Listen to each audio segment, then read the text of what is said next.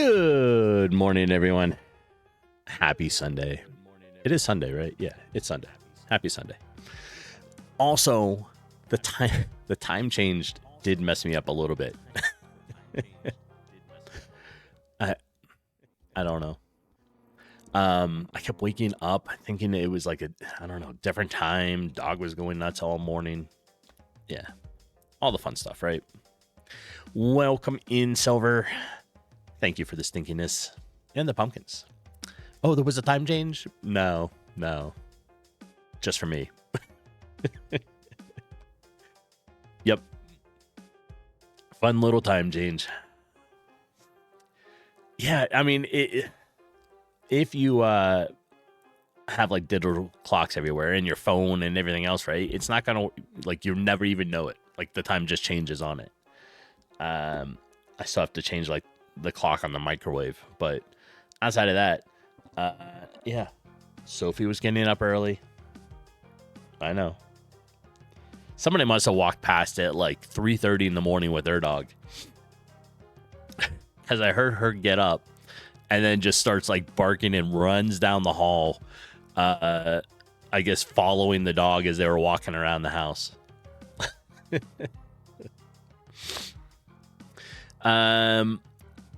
It's funny how that happens. You have no digital clocks, just your phone. I think the phone is mine, because I don't have a clock at like the nightstand or anything like that. I just have my phone. And then the computer. Everything else, I mean, like, it's all computer related. Computer, TVs, that kind of stuff. So, except for the microwave and the coffee pot, which, since I don't program it, I don't worry about the time on it. Although I probably have to set the Jeeps.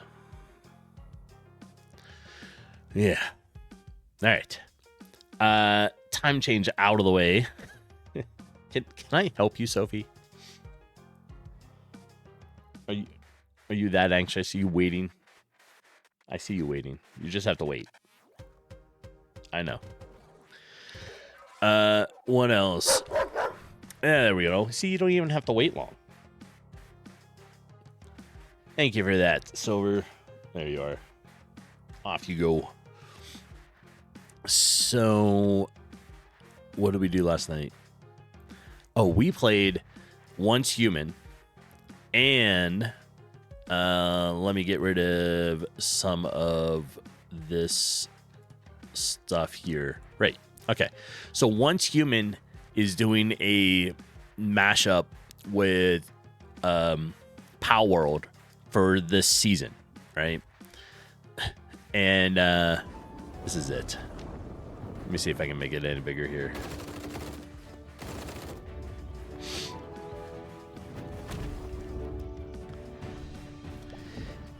I mean, like, it's weird how the two actually fit together really well.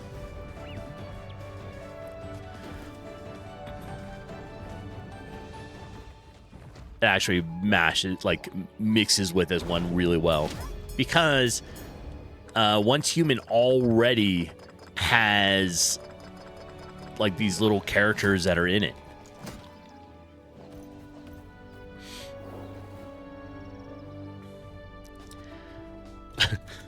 Like, I don't know. It's weird. Yeah, you can turn yourself into these guys through like eating cookies, and it's got all kinds of craziness to it. But it was fun playing it last night. I really enjoyed the regular game of Once Human, and yeah. The only problem the only thing I don't like with Once Human is the switching between of the way, like, their seasons. I don't like having to restart everything. And looks like Stream Elements got a little confused. I accidentally started when I meant to adjust my stream info. So then I quickly stopped and got rid of that one and refixed it. So Stream Elements is a little confused. But I mean, that's kind of it. No real big news since yesterday. Outside of that, I still want to play Arc Raiders. I haven't decided if I'm going to jump into that or not. And I think that's kind of it, right? Oh, well, I meant to ask if you're still there. Silver, do you all get trick-or-treaters at your place?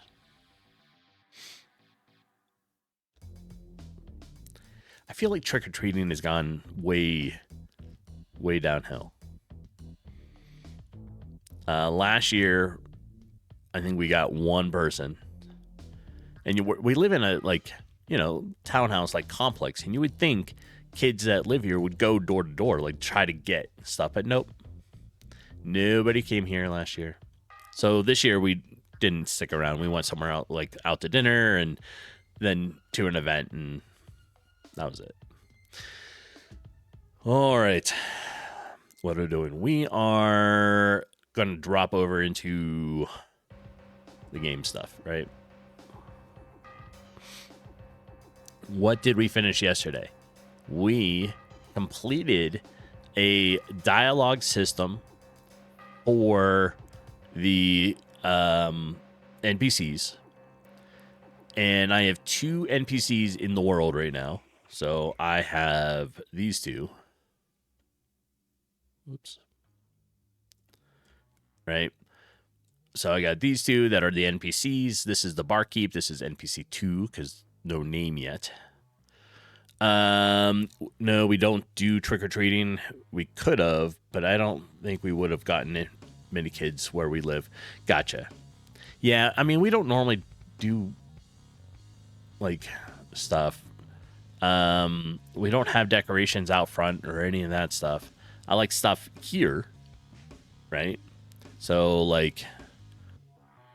here. I like stuff here. But outside of that, no, I don't really have decorations outside.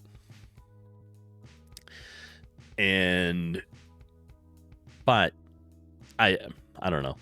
Just growing up, I would have thought kids would have still come by, but it is interesting though, because a lot of people are saying trick or treating, yes, isn't as big as it used to be. I feel that. I feel like it's that way, right? And I know, I don't know, it's weird. It's just whatever. Just all the holidays, I feel are not like they used to be. I don't know if you remember a time when, especially for Christmas or even Thanksgiving, they at a certain time on that day, everything shuts down, and it's totally not that way anymore.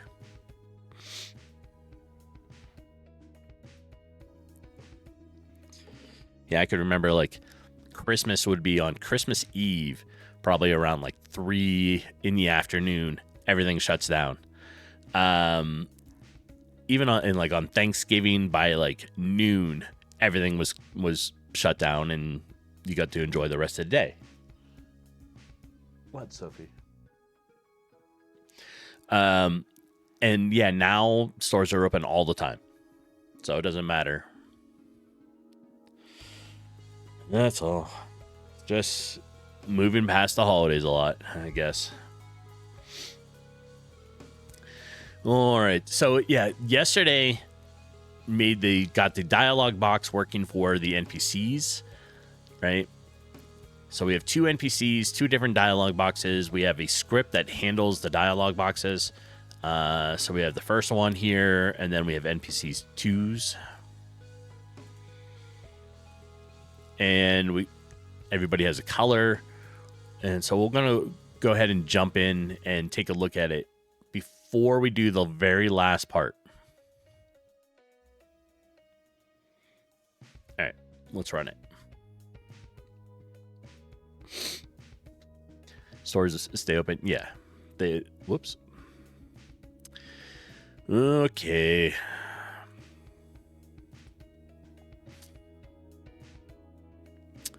So it's saying NPC 2.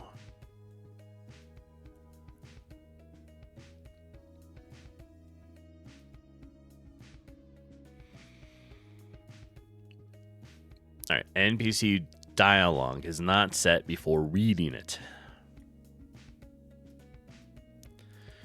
So let's check that out. All right, we're in NPC dialogue. Oh, this is just regular, like the NPC dialogue. We are looking for NPC 2, which is what we have this. And let's see. I probably forgot something.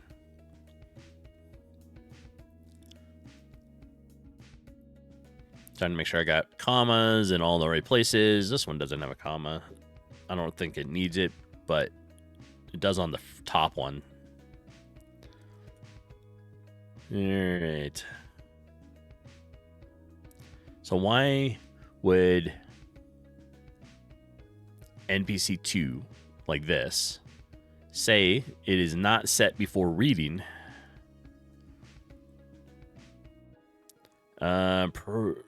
Recreate event for object.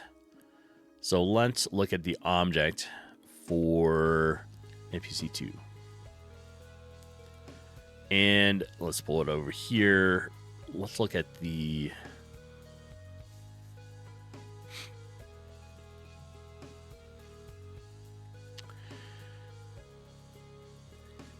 This chat message needs to go away. Let's go to the top level. See, I have it messaged out, but like...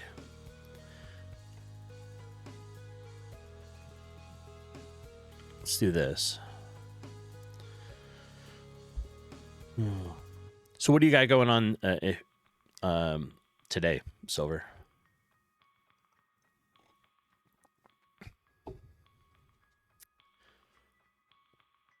All right, we have if it exists. What difference do I have between this one and the first NPC? And that's the player. Let's pull this out a little bit. All right, we need our barkeep. So between barkeep and NPC 2, there is no real difference in this, right? So why are you not working?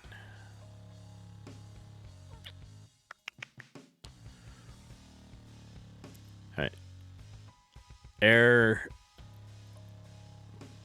recreate event for object NPC 2. Right. Variable sort of unknown object dot NPC2 dot dialogue. Is that like, is it just having problems understanding what that is? Do I need to change the name of it? You're not sure yet. Maybe some eBay today since you didn't work on it yesterday, and I don't know if you'll stream yet. I mean, you're like full-time streamer now, twice a day, all the time. I think when I saw last night, you were still doing Minecraft. Did you happen to get into Fortnite? Yeah, you're like full-time streamer.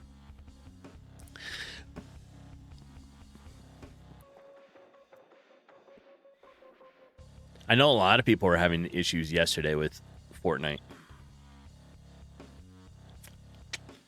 Why? All right. We have NPC2 is the name.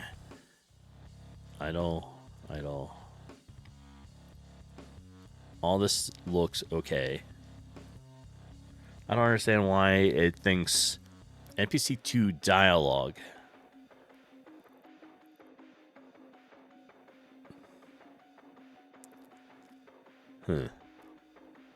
Well, we're going to do this. We're going to delete that one. Bring the other NPC back in.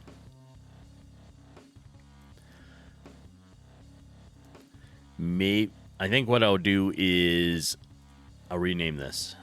It's not called...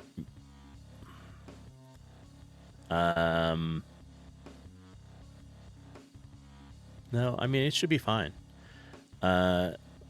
We need to go here, right? And do a variable definition dialog. And we want this to be NPC to dialog. There. Yeah, with the crowd control, yes. And you finally got into Fortnite, but it was after you ended stream. Well, that's fine. Fortnite, it's been having issues. Blitz kept freezing. Yeah. Did it switch to the new season? Is that part of the problem? Like, are they having trouble with the new one?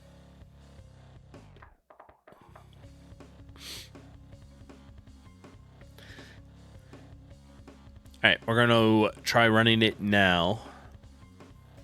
Yeah, in the new season. Okay. Let's see if it'll start this time. And nope. So not going to start.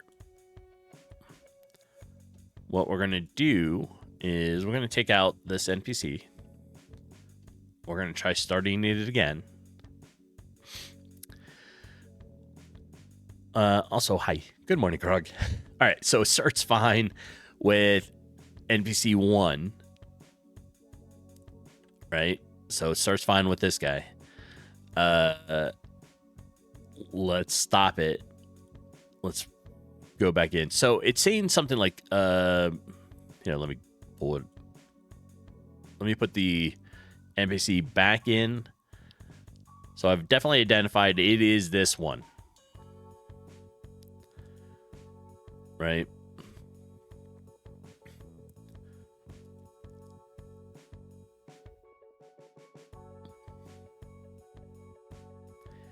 And now it doesn't have the problem. Why? But what?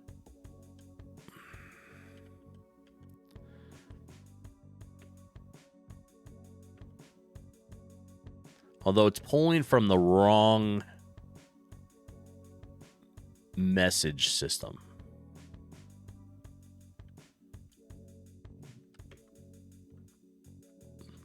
This is the barkeep message. This is the barkeep message. So we're partly the way there. Sophie. Okay, this is why. Can I help you? Did you just sneeze on me? Thanks. I appreciate that. Good morning, Calvar. How are you? All right, so we need that. I think this is going to cause it. So it's NPC _2 _ dialogue. Right? That's our issue. So now, if I run it, that's where the error is. All right. Error message. NPC to dialogue not set before reading it.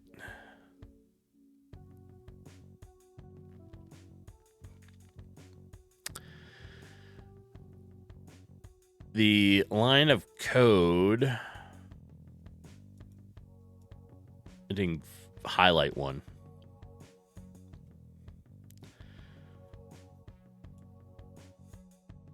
So this is saying pre-create event for object NPC2, variable unknown, NPC to dialogue not set before reading it.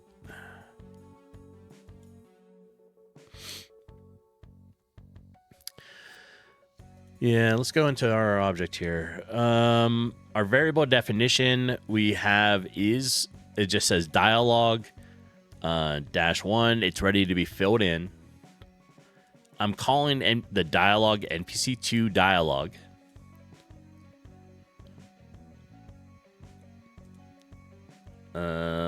We have the name in blue. Object dialogue. Now, the first one is that way. So, like, it just calls this one. I'll go into the object that crashed. It's saying object NPC this one.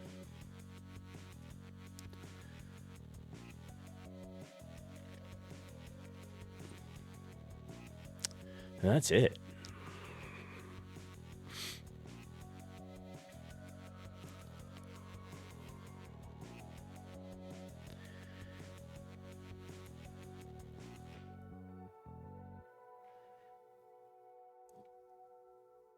Pre-create event. All right, so it's trying to load it.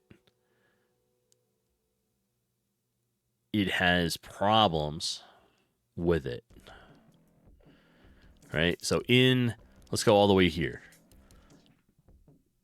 Name equals this. We have that correct.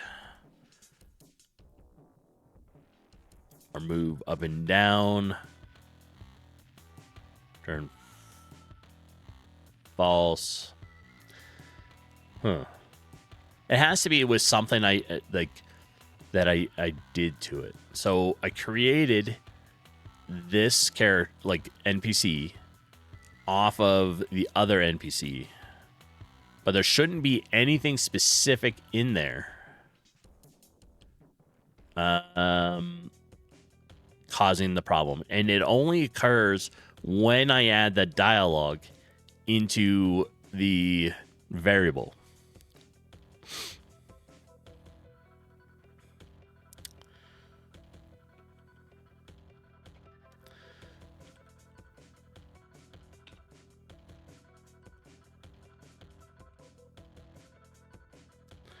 NPC2 dialogue.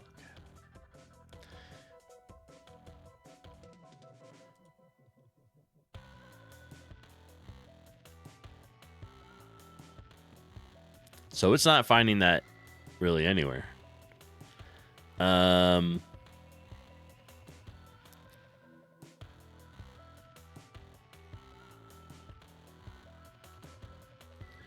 Nor does it find that. Oh, Control Shift F.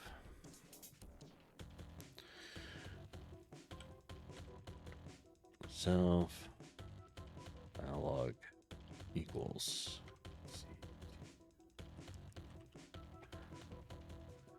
Find all. Zero search, like zero results.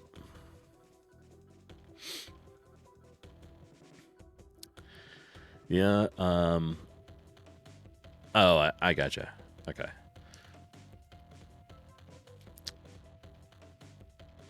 So, what about, all right, the other one is welcome dialogue, right? So if we find all that, that also has no message to it, or can't find it.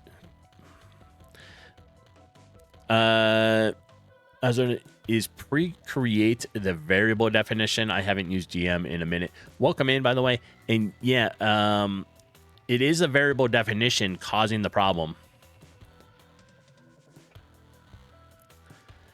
Because when they added the variable definition to it, that's when it caused the crash. It won't load with it.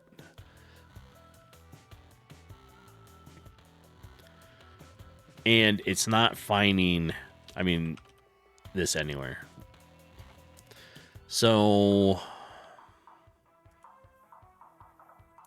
maybe it doesn't, I don't know, maybe it doesn't like the name.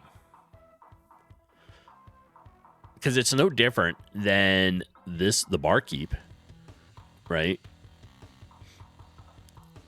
They're basically the same object, all the stuff is inherited, except for you change the name. The variable definition, which you can't see because of me, but it's the same thing. So like if we go in the game, here, let me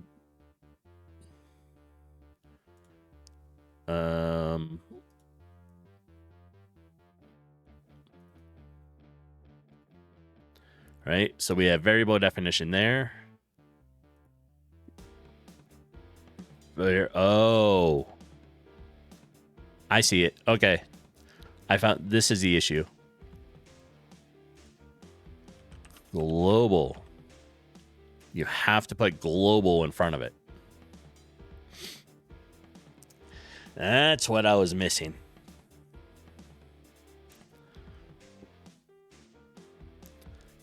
Yeah, see how like the difference between them like was this didn't have global, but now it does.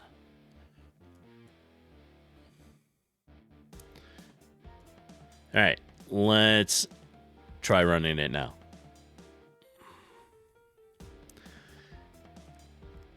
All right, give it a minute because OBS takes forever to capture it. Oh, it's running. All right, it's in the bottom corner. So now we have NPC 2 walking around. You approach. You have the little question thing or the comment thing above their head. You hit space, and it's still pulling the wrong one. Why? Why are you pulling the wrong one? No? Bark. One command. Player. Barkeep. Another message. Player, player, player. Oh, it's rotating between them.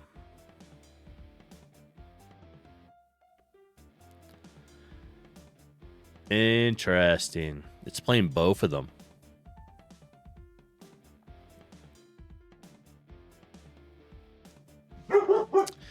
Well. Sophie. Okay, so we have both dialogues being done when you... And now it crashed. Oh, that stupid thing again. I have no idea why he hates this thing. None. All right. I think it's just it ran out. So...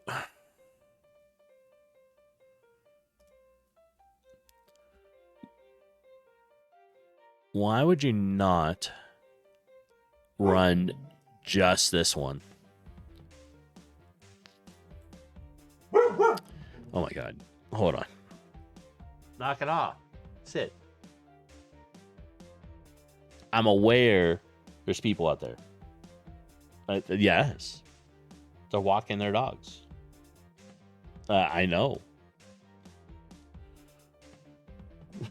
You trying to tell me I'm aware of it? I'm aware. Are you huffing and puffing at me? All right. So NPC 2 dialogue should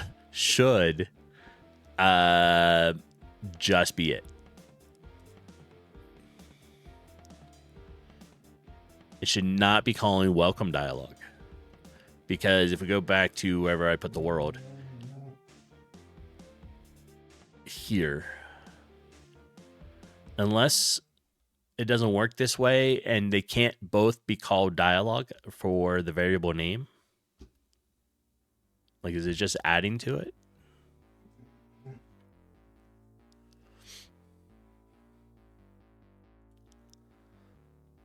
Huh. Well,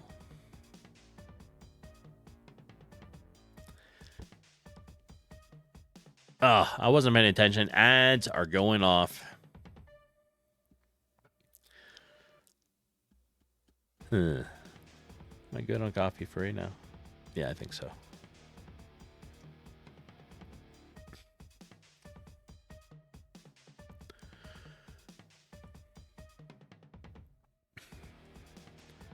let's think about this.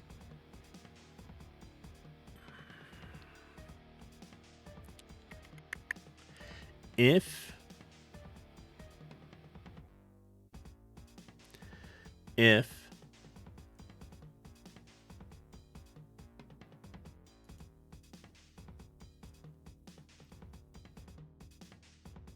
like the variable name dialog.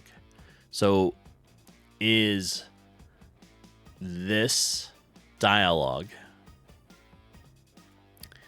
just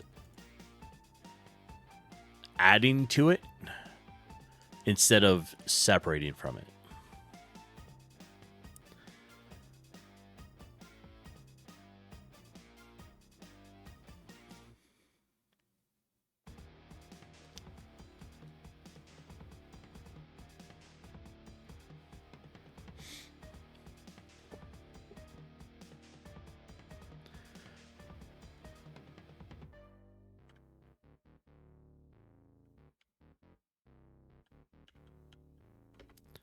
All right, so we have barkeep, player, barkeep, player, barkeep, player, barkeep. So this one only does its communications system, right?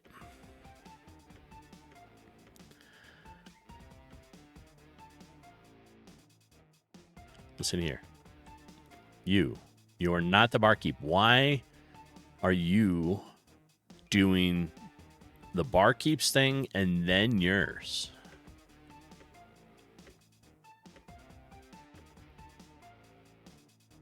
Yeah, see? Player.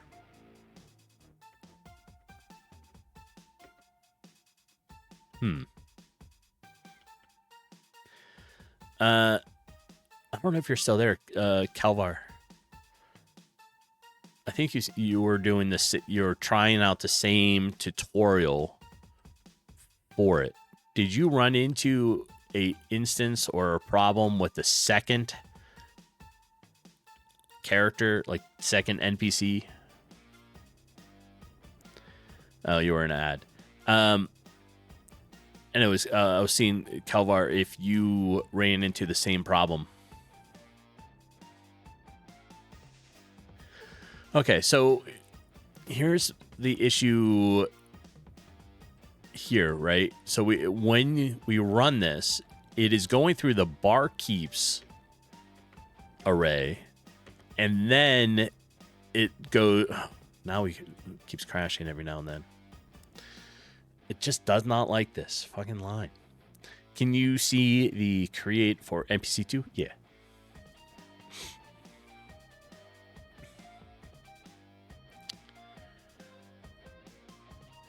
That's it. They basically are the exact same create.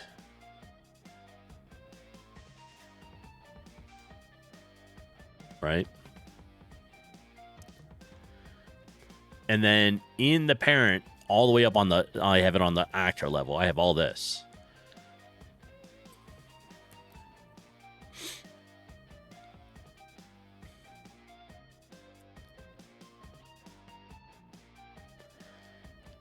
In chat range, distance point range here, nothing is exclusive to this, like one character versus the other.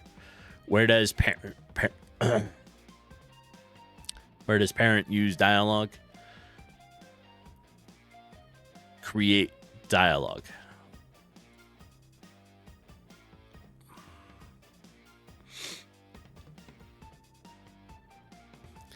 So once you do input key, so when you hit the space bar, then it creates dialogue.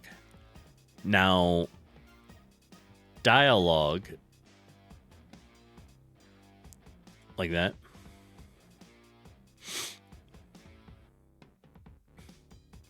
But I feel like when it goes to do the dialogue, it's not separating. It's just going in order. Right? So the first one doesn't know there's a second one. So the barkeep only does this, like, its thing. but for some reason, the second NPC reads both of them, even though it's being told only this one. All right. So we placed a stop point on create dialogue. And let's just run it.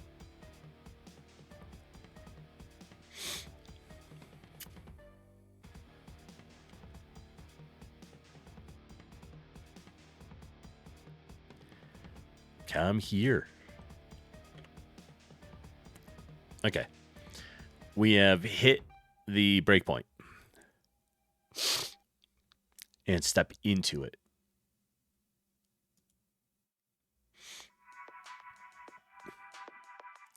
So then it takes us, if instance exists, object dialogue.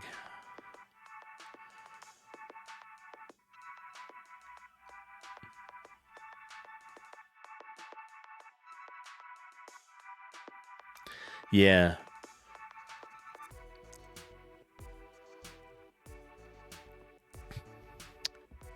Put underscore messages in the watch panel. Where the hell's the watch panel?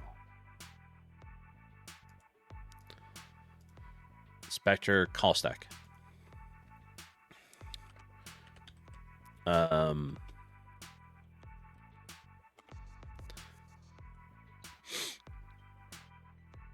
Okay.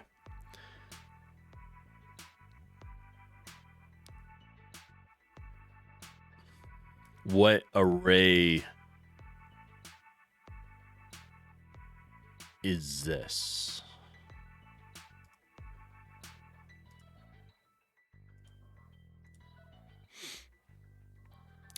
So this is all the first array. Yeah, it's the wrong array. It's the welcome dialogue array.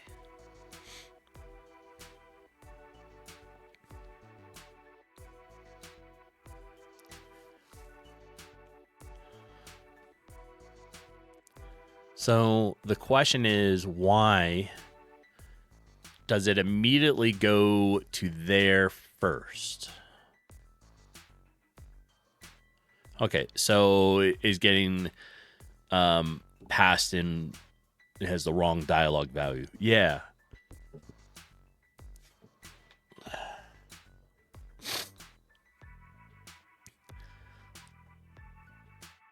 All right, in here. It also does not like this every now and then. If I run through it too many times, it just crashes on this. We have messages here. Messages is just an open array, like empty array. We put stuff into it.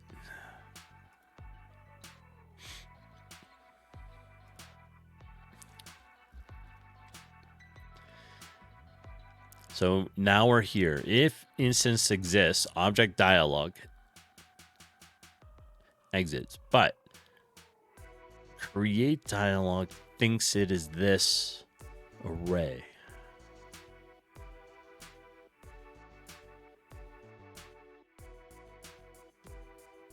Well,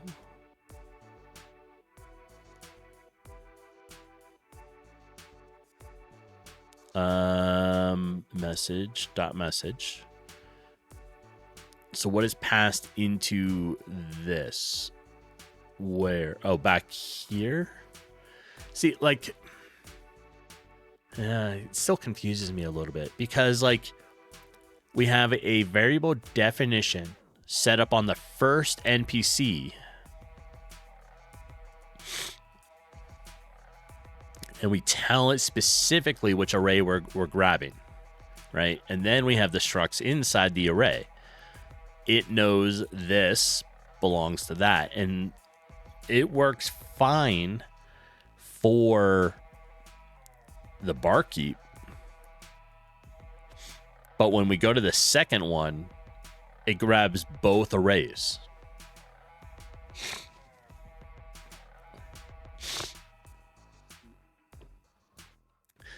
Okay. By the way, have you considered swapping my webcam to the right side?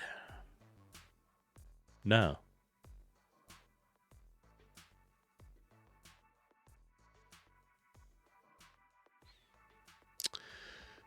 I never thought of that. Sure. We can try that. Let's see. We have nothing. All right, let's take a minute.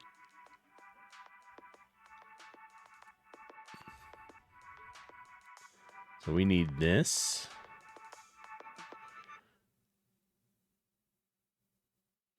I don't know if it, like, I'm going to flip it, but, like, doesn't really matter. All right, so we have to do a couple things. I need the game out of the way. I have my camera. Put me here. Whoop. Put me there. So if I'm facing this way, I'm facing into the screen. Oh, I need my overlay. Is it this one? No, not that one.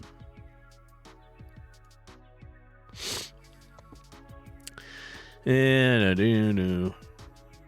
RPG. GX browser. Camera. Camera Halloween.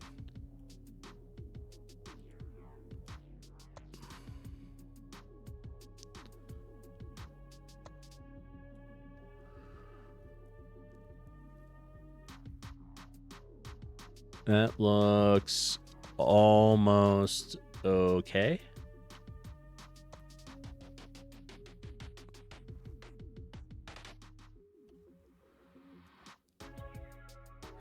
Right?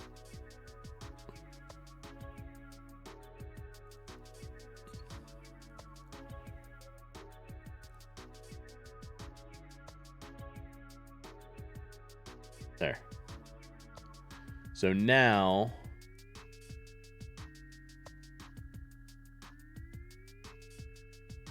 almost there. Almost. Okay. So now we're distracted by doing my camera. I need to move the camera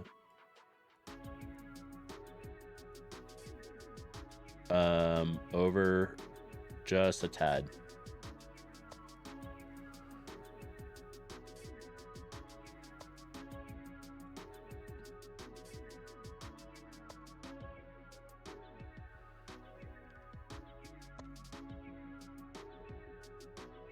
All right. And then we'll lock all that. So now I'm in the other corner, which is fine. We want the game. We'll put the game. How about top right for now? There. Okay. So now you can see the call stack at the bottom left. Got it.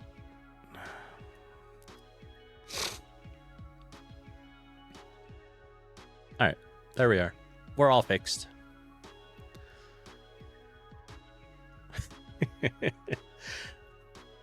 I never think about it because I don't really look at my screen much unless I am initializing like the initial setup stuff. So, all right. So click on the second from top. Parent actor line. Create line 83. If I double click it, it takes me to here.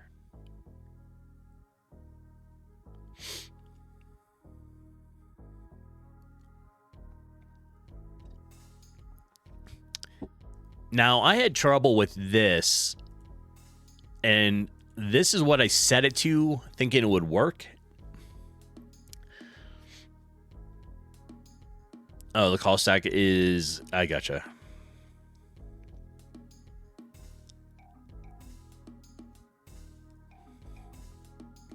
So we're doing create dialogue, which is the name of the function. Almost trippy. I'm on the other side. Yes, I'm messing with your mind.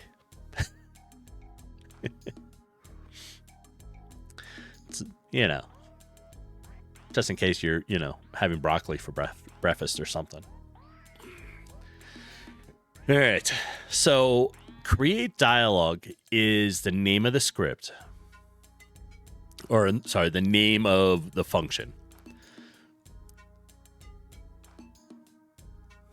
Then we just say dialogue.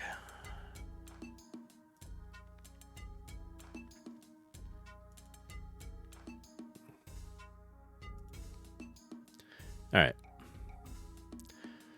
Well,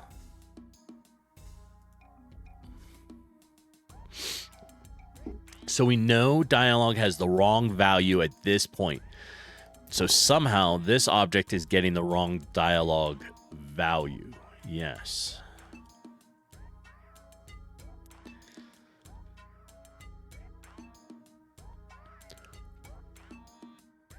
We have if dialogue exists, exit.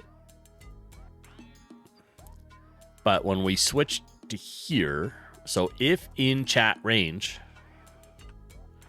we switch to the idle state. In the idle state, come through here, right? Can talk is set to true up top.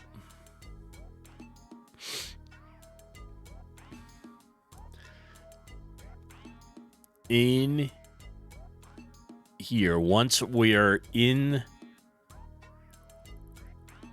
the state of idle, we press the input key, which is currently space. It initiates the dialogue. This only pulls from the first array. So it pulls the first one. Good morning, Jeepin. Right?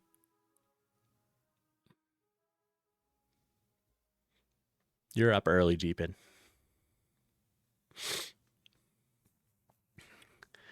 What is this? I moved. I know it's the mess with everybody's mind.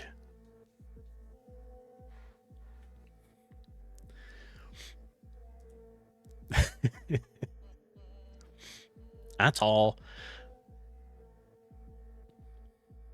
You haven't been able to sleep? Yeah.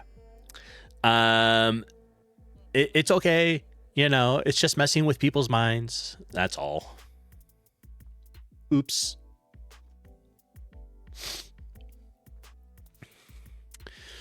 So we have create dialogue, which is the name of the function up here.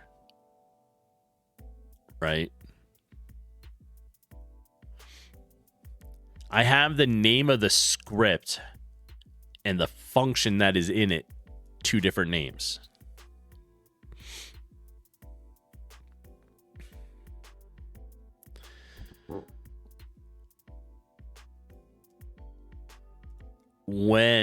So we have create dialogue, the name of the script, and then we say dialogue. Is dialogue wrong? Is that the problem?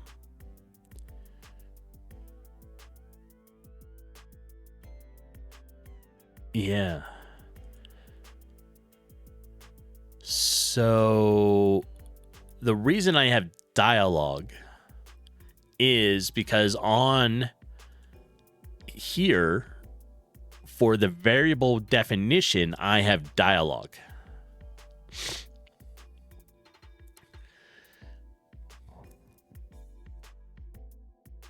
Right. So the reason I had dialogue here is when you create the dialogue, this is the variable definition that they are using. Then we are setting which dialogue they are using.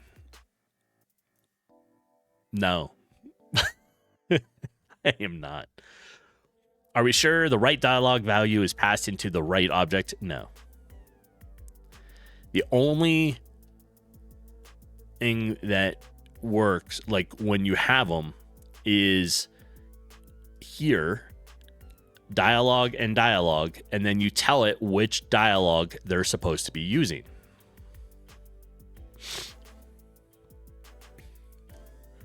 right?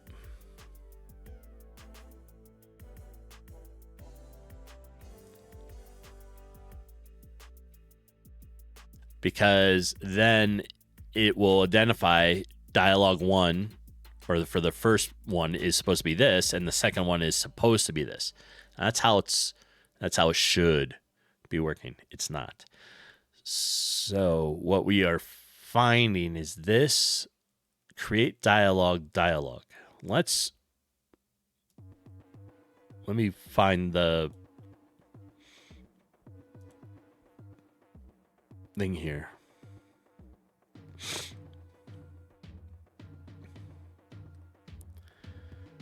So let me see if I can find the code.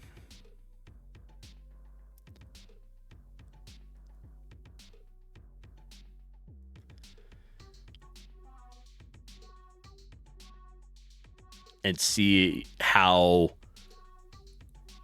in the tutorial he's doing it. Because maybe that's where I messed up. Dialogue drawing, no.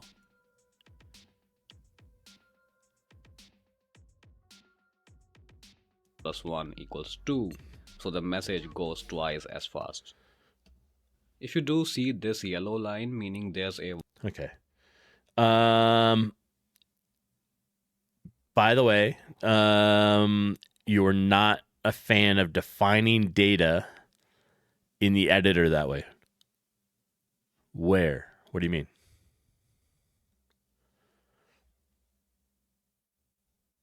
Okay, let me close this. We can undo this. Defining data. Do you mean the variable definition down here? Oh, you mean like for this, like the variable definition stuff? He means storing the dialogue data in a file outside of GameMaker.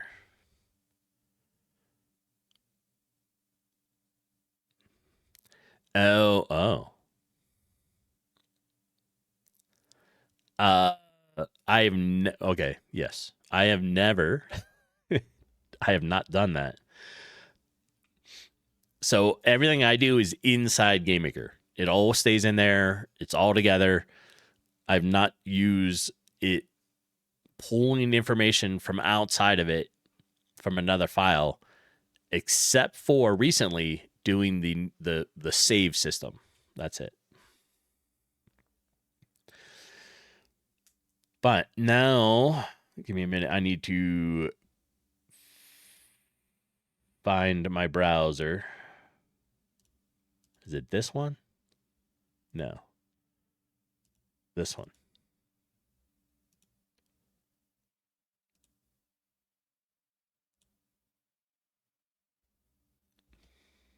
All right. So we have this. Give me a minute here. Now I don't know where to put this. I was going to put it here. I guess we could just leave it like this. Right?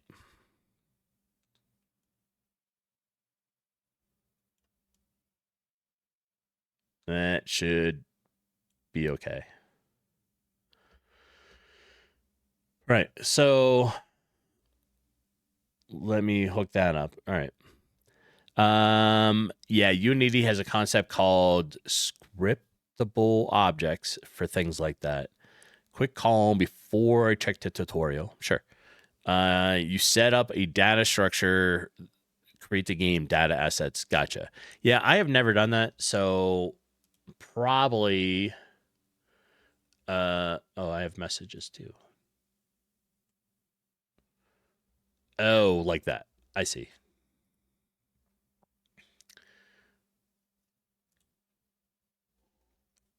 And all right, there we go. Welcome in.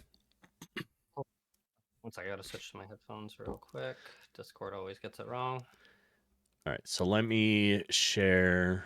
Oh, now I got to move your thing here. Overlay. Where is this one? So now, I don't know where to put you. You're going to be over on this side. No, people need that info. You're going to be there. I figure it doesn't really matter. It's only temporary usually. Like the bottom left still is probably fine, but It's okay. I got it now. So okay. So this was I changed this because I was having trouble with it. And so here's the thing. We know your create dialogue function is working because it's displaying dialogue, correct? correct. But the issue is we know it's so when we checked what data, what dialogue is getting passed in through. Remember we put the breakpoint and then we saw it in the watch panel. It might even still be in the watch panel. Actually, I don't think it is. Actually, yeah, go to the watch panel. Yeah. We saw that this is the wrong information here, right? Right. So it's pulling means- both dialogues. Well, right now, is this both dialogues or is this right now the wrong one? Or is it both? Right now it's the wrong one. So what that means, yeah, go ahead. Real quick before you run the game, we know on line 83 dialogue that's getting passed into create dialogue is incorrect. So we know the issue isn't with your script at this point because we know that the data dialogue itself, that variable is wrong because it holds that object right there. Right. Like it holds the wrong information. So what that means is you're not setting dialogue correctly or it's getting changed somewhere. So that's kind of your starting point. So first things first, in the player or in the NPC that's not working, where do you set dialogue? Is that in the variable definition? Yes. Okay, let's check that variable definition then. That's the first thing we need to check. So right now it just says dialogue -1, right? That's what it's set to from the parent. Gotcha. Okay. Yep. In the game. So that's the default. Yeah. Okay. Yep. Yeah, that's the default. Correct. And then if you go into the room, you have it set there, right? Right. So we go into the room. Here on each individual one, you have to manually do it. So you say, go to variable. This is your variable definition. This would normally be automatically set to default of -1. So then you edit it. Yep. And then you type in global dot welcome dialogue for the first one and global dot whatever for the second one. You have to remember global because I made that mistake this morning. But when you do the first one, like when you talk to this NPC, it does fine. It runs only the first dialogue, the one it's supposed to. Only the welcome dialogue. Yes. When you talk to the second one, it runs through. It runs this one, then it'll run this one, and then it crashes. And then you do it again, and it runs it again, and then it crashes. Okay. Real quick, could you do a Control-Shift-F and search for global.welcome_dialogue? Oops.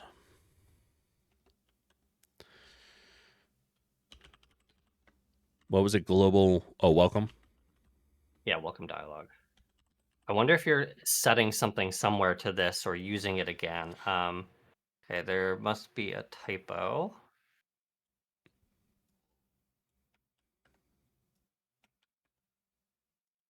Okay.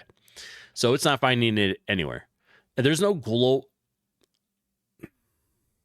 Yeah, can you go to where global.welcome dialogue should be defined? Because it's concerning that Control-Shift-F didn't find it. It's here. This is the only place that says it. Oh, I absolutely despise what he's doing. Put global in front of this. Okay. That was going to be my question is why does it say global when you're not defining global in front of it?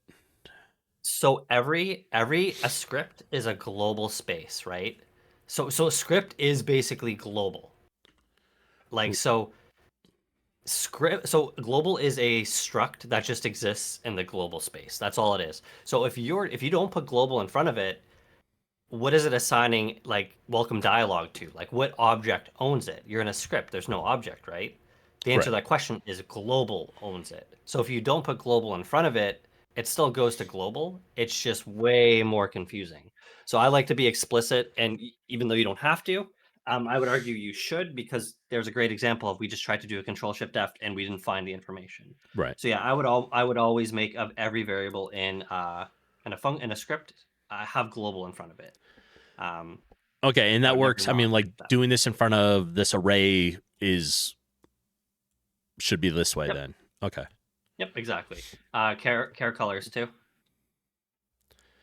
Oh I yeah. would do that for that one. Yep. Okay. And then if you That were defining the functions the other way, you would have to do it the same thing, but because it's a global, you're using function create dialog, so that one's fine. We don't need to change that.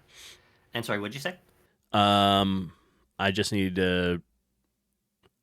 Okay, we already have it written down here. Global. Yep. So that one's already set. Okay. Yeah, they have to be, because otherwise nothing, if you don't put global in front of it, nothing would be able to access anything in front of here. Once again, that's just to avoid that confusion there. Okay. Okay, so let's do another Control Shift F and search for global dot welcome dialog now. I guess we know nothing. We should only see one in there. Let's just do a search. Yeah, okay, there's the one. Perfect. Let's Yeah. just do a search for just welcome dialog, no global dot. Okay, so just the one. Yeah. So my thought process there was maybe dialogue was getting hard set to be the wrong thing. Let's do a Control Shift F search for NPC2 dialog. One cool tip you can do is you can double click on NPC2 dialog, like the word there at the bottom. Oh. And if you're okay. highlighting a word and you press Control Shift F, it'll automatically do the search for that word.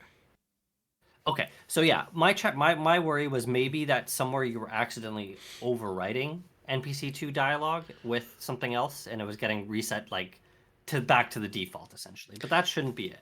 Yeah, I worried about we know that this. when the variable definition of like dialogue was set, but then I was like, but with each like dialogue, I'm telling it specifically which array like we're pulling from, right? Yeah, exactly. It should be pulling from exactly that array. So okay, so at this point then we know that by the time it gets to that it's wrong, but it looks like it's right there. So what that means is we need to track the life the life of this dialogue variable, right? So what Right. you can do is you can go put a breakpoint in the create event of the NPC that's having the issue. It doesn't matter where you put it in here, anywhere is fine, because it already has dialogue by this point because it's a variable. So we just want to run the game now Okay. in debug mode, and we can see if it's wrong at this point. Because if it's wrong here, we've ruled out a lot of things. So yeah, let's go back into the call stack tab. Right. And let's put a breakpoint in for dialogue. By the way, there was massive fixes to this watch panel. It is so much more useful now. But yeah, just the word dialogue. Okay, so there's your dialogue array. Is that correct? You'll have to open the entries in the struct. They won't. I don't think it'll work like that. Go back into the call stack. We can see the values in there. We just want to check with the values. Yes. So that's this array number is NPC 2. Yep. So at this point, it's correct. So we know that your variable definition is correct now. But we know that when we get to that step event, it's wrong. So something is changing it inside of here. Something is changing what dialogue should be. Let's do a Control Shift F for dialogue now, because now we know dialogue is getting changed somewhere. So let's find out how many times you mentioned the word dialogue. Okay, this is going to be a little bit more, actually not that annoying, you know. Okay, so actually let's check ignore comments, because we don't care about the comments. Sorry, no, we want that search up. Control Shift F.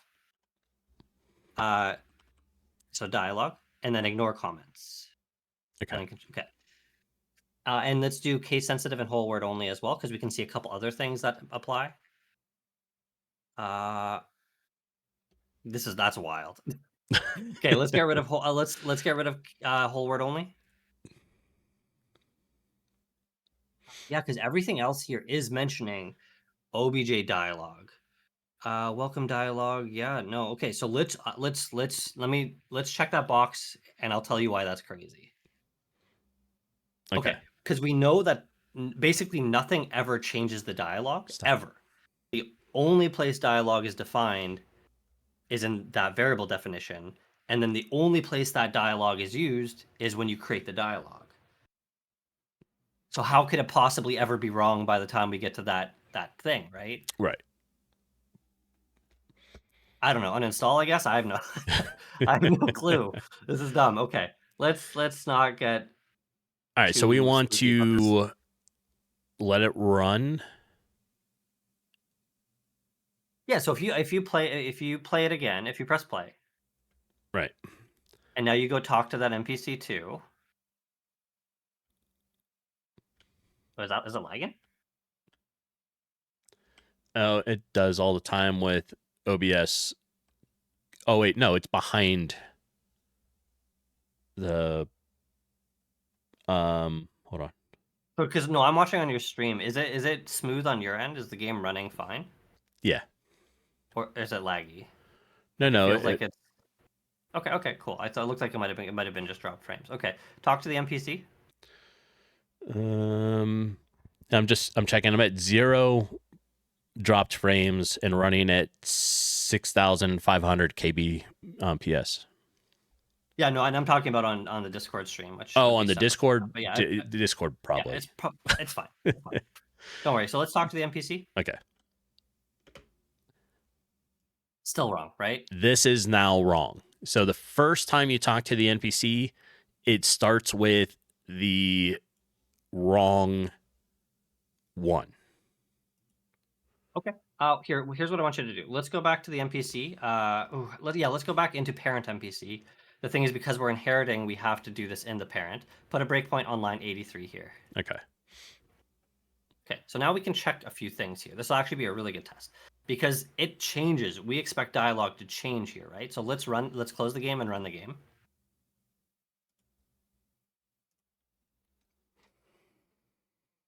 And this is why breakpoints are so good. It gives you the breadcrumbs, right? I think that original breakpoint is removed, but that's fine. Okay, so let's talk to the NPC. All right. Okay, so let's go look at what dialogue is. Oh, have you? Oh, because okay, you shouldn't have to type it in there. That's one of the big bugs they. Okay, try typing in dialogue again in the watch panel on the left. Okay, I hate that. You shouldn't have to do that. Okay, is this the correct message? It actually looks like it might be. It is not. It is currently running the first one. Oh, it's not. Right. Okay, the first one is shorter. Okay, yeah. Okay, so it's wrong here. Okay, great, cool. We know that's wrong. Let's talk to the NPC again, or let's continue doing. Let's continue, and then talk to the NPC again. Okay, so right now the first message is done.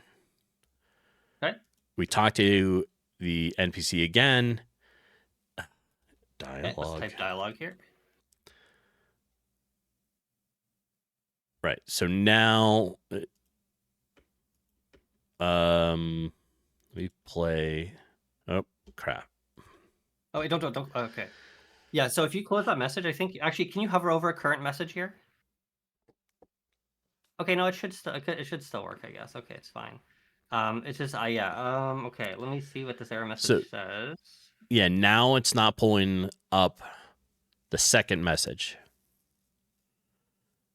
Yeah, so what that means is it technically. Oh, I have an idea. Let me look at this code here. Yeah, scroll down to the end step. Come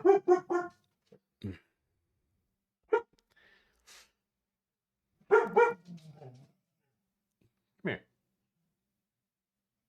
I know you're excited. There's people outside. All right, so Hover over current message again. It was at 0. 0. Okay, if you type in messages in the watch panel on the left-hand side, see what messages is.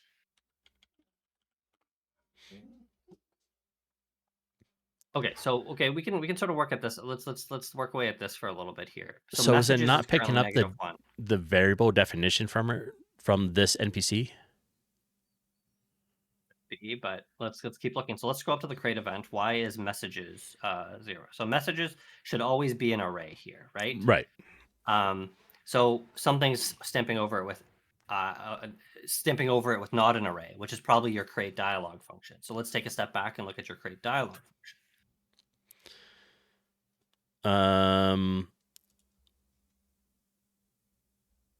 So this stamps in the message here, right? Right. So it seems like at some point it's thinking that its messages is not a thing. It's not an array anymore. It's a here. Okay, let's try a new function for you on line 4. Let's Okay. do if Inside this function? Yep, right here. All right. Oops. If not is array. If not is array. And then we're going to do the argument. I forget what the argument's called. It's being covered. You can just press escape. Escape should close out of those two. So yeah, if not is array messages. Okay. Got to be exactly the same variable name. Okay, and then your if bracket block or whatever. All right. I feel like I'm going to sneeze. But all right. So we have if not is array underscore messages. Okay, so we know that the dialog object essentially needs to take an array, right? So if it doesn't get an array, we have a problem. So what we can do is we can put, this is the new function here. We could do show error. I believe it's show error. Show error. And you can put a string in here. And you can say, so what you're doing here is you're making an error message, a custom error message for yourself. So GameMaker will force an error here. So you could say like function create message didn't receive an array.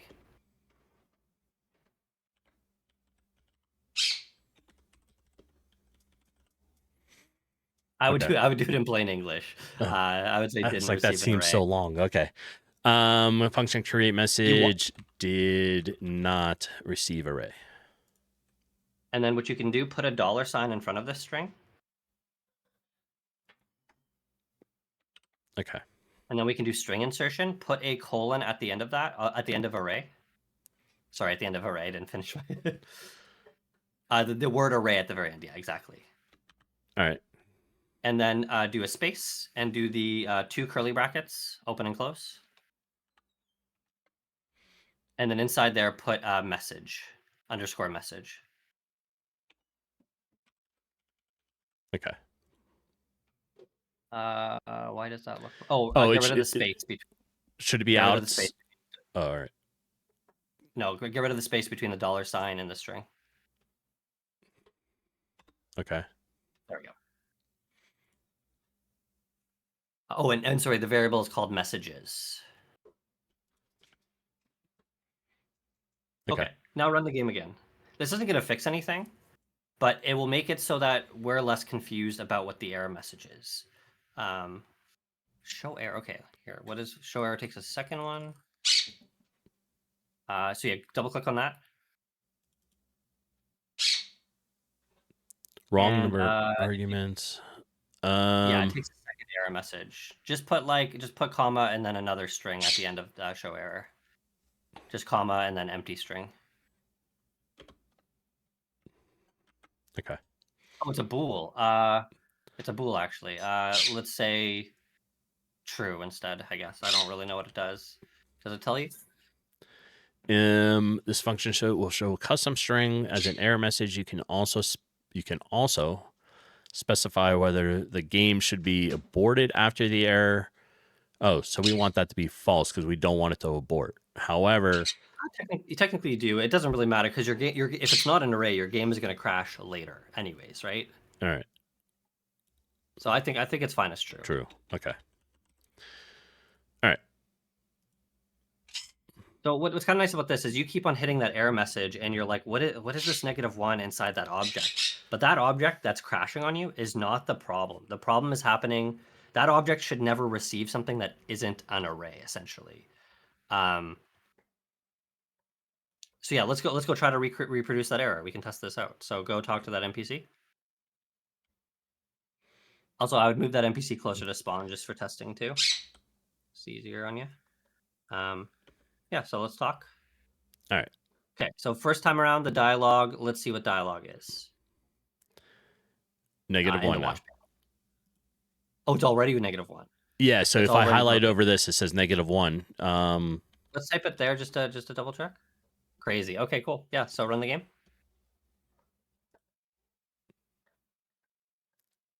So, all right. Now we hit that message and it crashed. Well, we set it to crash, but like we have this, which is our message. Oh, I see. Okay, yeah, there we go. So you can see function create message not receive array, and then you see the -1 in there. We see what it received. Right. So yeah, we know that it's not receiving an array. Doesn't help you fix the, like, it doesn't solve anything, but now we know very clearly that, okay, something is definitely very wrong with dialogue. We have an however, was saying the create dialog function rewrites messages. Yeah, exactly. It's essentially stamping Yeah. in it should be stamping in a messages array, which is technically fine. The issue is it's why is it why is it -1? Still doesn't make any sense. Okay, let's do another test. Let's go back to your room and let's remove all the NPCs that aren't this one, if you don't mind. Oh, oops. If you want All to right. commit before this, you could too, but That are not it. That's it. There's only 2 in there. want to. Okay, what's that skeleton? Oh, that's an enemy, right? Yeah, these 3 up here are enemies. Okay, yeah. So let's move the NPC closer to the spawn of the Where player, the hell and did then this let's. folder come from? You did Control Shift F or something. You did a hotkey earlier when you were trying to search, I think. All right. Yeah, you can just delete it. Okay. We want this guy taken out. So now it's just these 2. And do you have any other NPCs, or is it just these 2 right now? Well, there's 2 others that are technically falling under it. They're not visible. It's the Nog and the Llama, but I can take those out. Maybe, yeah. All right, so they're out. Okay, let's test again.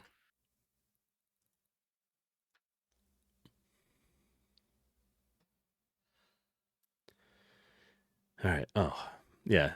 It doesn't matter where I set myself. The save file is putting me back to places. Thanks. Okay. So I press. We hit dialogue. I'm getting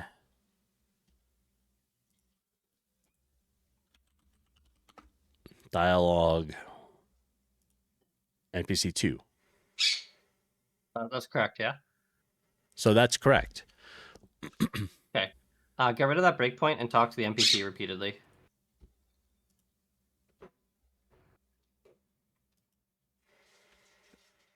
The game? Oh, I got to run the game. Yeah. Yeah, run the game and then talk to the NPC a bunch of times. Okay.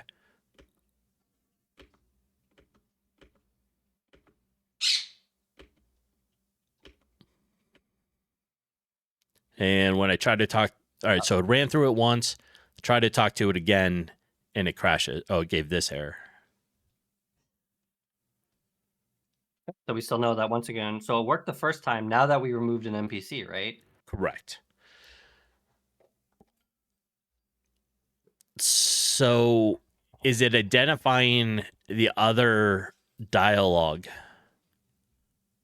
from the other NPC when it's in the game. It's very strange. Honestly, would you want me to, do you want to send me the YYZ and I can like go heads down and try to fix it? Because this is driving me nuts, and this is a weird one. It's gonna be something really dumb, but like it'd be easier if I could jump around quickly and like look around here. Yeah, and I'm still thinking like this line is not correct. I don't know if that's what I was supposed to put there. I can't understand what he says. So I guessed. Is it okay? Okay, do you want to go back to that? Because I'm curious about that too. That's what I was trying to find. Because like that should be fine. Like I think the issue isn't with that, but I mean it could be in some way. But I say that because we have no idea what else it could be at this point. Right, and I was like, well, I don't know. I'm just assuming create dialogue, and I was creating the dialogue for it, and that's the variable definition. Let me see if I can find it. Warning. It's saying you can't add a number and a boolean together, even though in GML you can do that because true and false are just 1 and 0. But if you do want to remove this warning, you can wrap the keyboard check function within a real function, so the boolean is converted into a real Hold on, I got a number. It's showing on screen. Just give me a second. Now we want to cut out the string to display only a part of the message. That will be stored in draw message, and it will copy the string that we took from the struct. It will cut from. All right.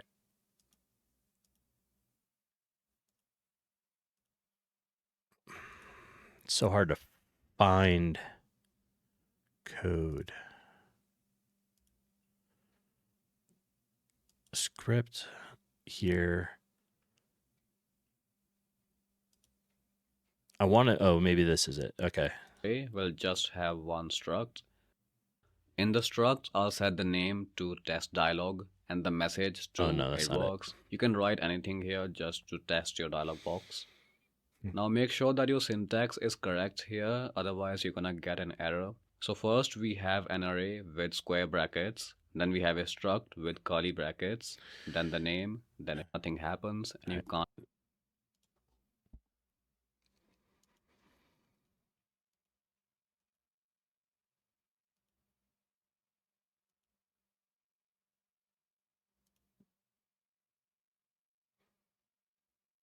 Is close enough.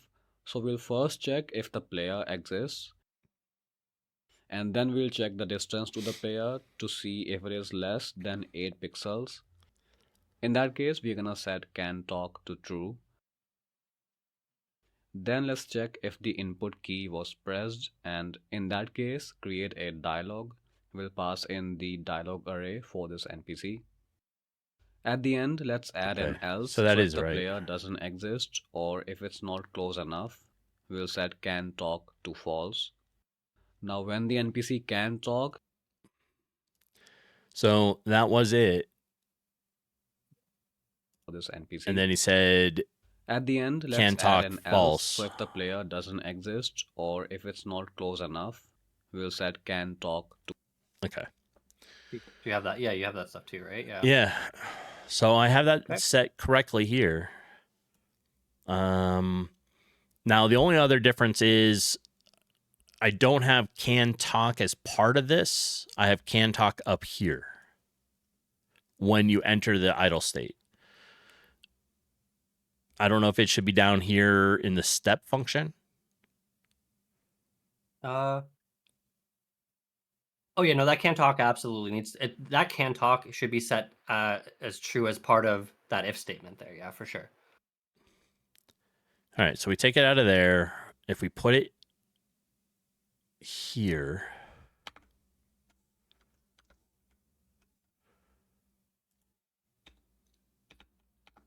come on. All right.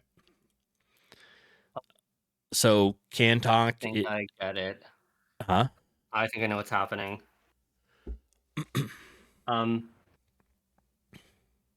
This is inside the step event of the NPC, right? Right. The idle state of the NPC. When this is where I'm doing that top part. So in chat range is okay, so they stop if they're in range, basically. Yeah, this makes them stop if moving if they're in range, but if they're in range now, which is essentially what it's the top of that's doing, does the player exist? Because if we go look at in range, so here's the thing function though. here. Do your other NPCs randomly stop too?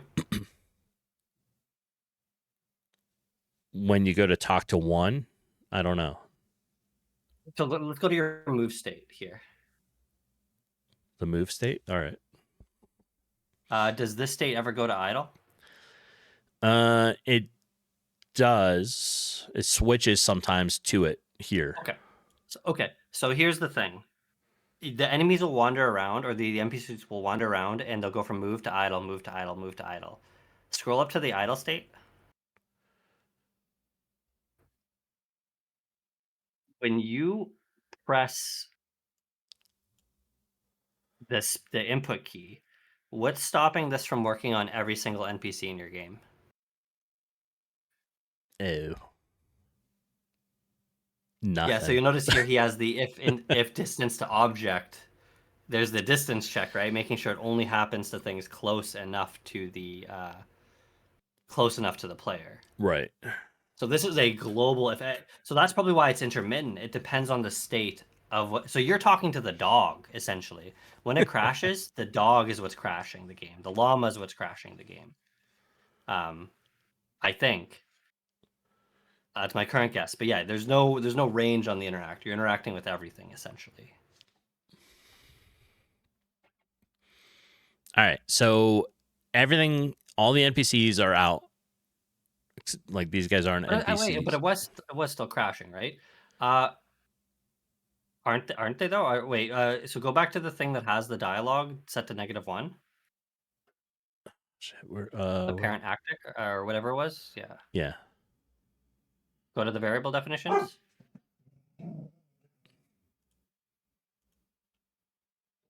No, and go to children. Go to the parent tab, the parent drop down.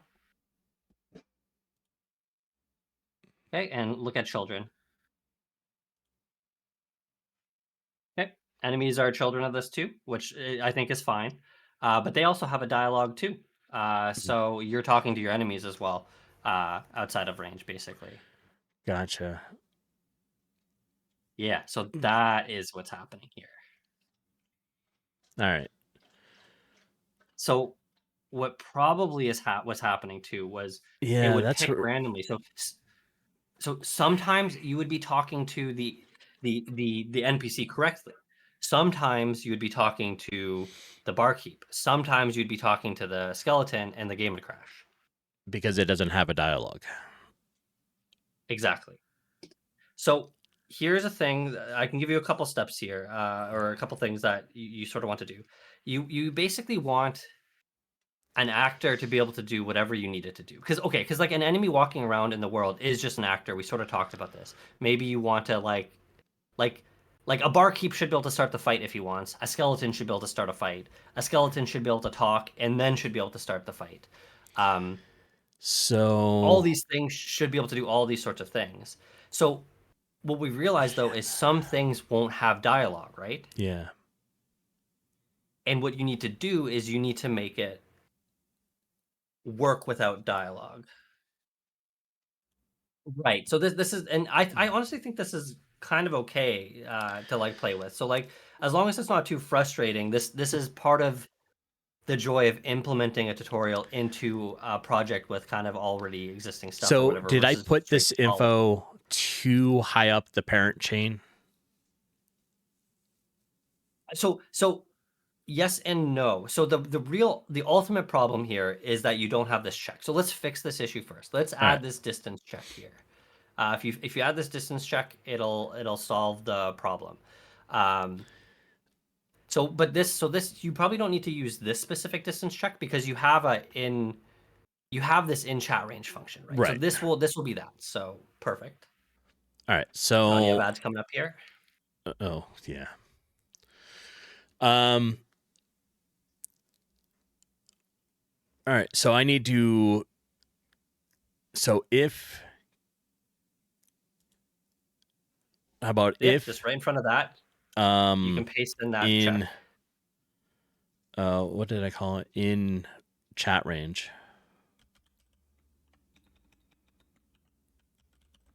Chat range. That doesn't work. Oh, I need the things after it? No. What the hell? Color code. No, I hate the color coding on this sucks. It should be better. Oh, it's scroll not. up to in chat range where it's defined. Because is color changed on? Because it does for me. So it says where you define it. It sees it function in chat range. Okay, yeah, don't worry about it. That's fine. Right. I'm just curious if it does color code because it does for me now. Okay, so in chat range and input key pressed. Yeah, I don't. So here's the thing. I don't get what this should fix. I don't really get what the can talk thing is doing in the thing. So all can like up here they in the create event it has can talk is set to false. Yeah, I mean I don't know how it's used technically. I don't either. But yeah, that's fine. Don't worry too much about that. Let's test this now. Does this work? Okay. And yeah, Kelvar, the issue we're solving, the crash is a separate issue, and that's a really easy fix too. The main issue is just related to not having this distance check, where AOE talking to everything in the game. Do we want? As long as they're in the idle state, yeah, you can run the game. Okay. Because we can leave the enemies in. It'll still crash if you talk to the enemies, but now you shouldn't be able to talk to them unless you're close to them. Shouldn't. Now I can't talk at all. All right. Okay. Let's put a breakpoint. All right, let me stop it. We need actor code. We're saying if in chat range, and chat range should be if instance exists, object player, distance, point distance to the player, under range is so if your distance is within range, which is 35, the little bubble should be appearing. But when I add that here, is this maybe due to the can talk thing? Okay, let's do it exactly how they do it. So notice that their structure is different. They have yeah. All right. Let me. Yeah, let's get the exact structure. Okay, this is that.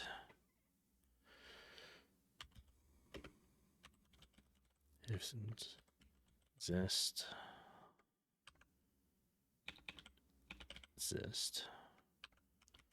Object player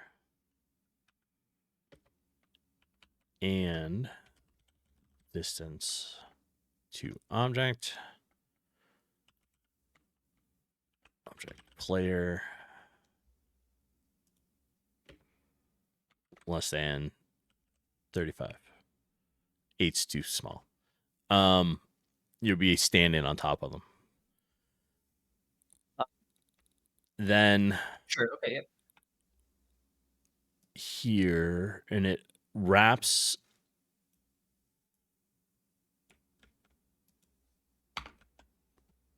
that. You probably still want that can talk false in there too. Oh yeah, I took it from the wrong place. All right, hold on. True. Yeah, that's true there, and that's false there. Yeah. Keyboard press input key. Dialogue is inside. The can talk false and the else. Yep.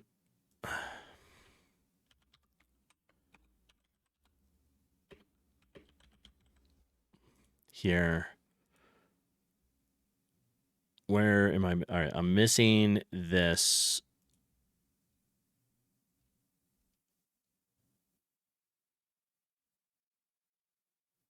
Shit.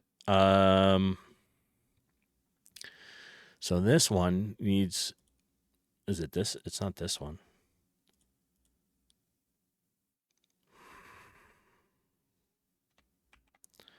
Okay, so to make it clear for yourself, always tab into the same level. Hold on, 'cause, like, I'm just now, gonna erase it and start over. no, trust it's fine, it's fine. Do not erase, do not erase. So look how untabbed your if in, like line 81 is. Tab 81 in, so it's past can talk, or so it's equal to.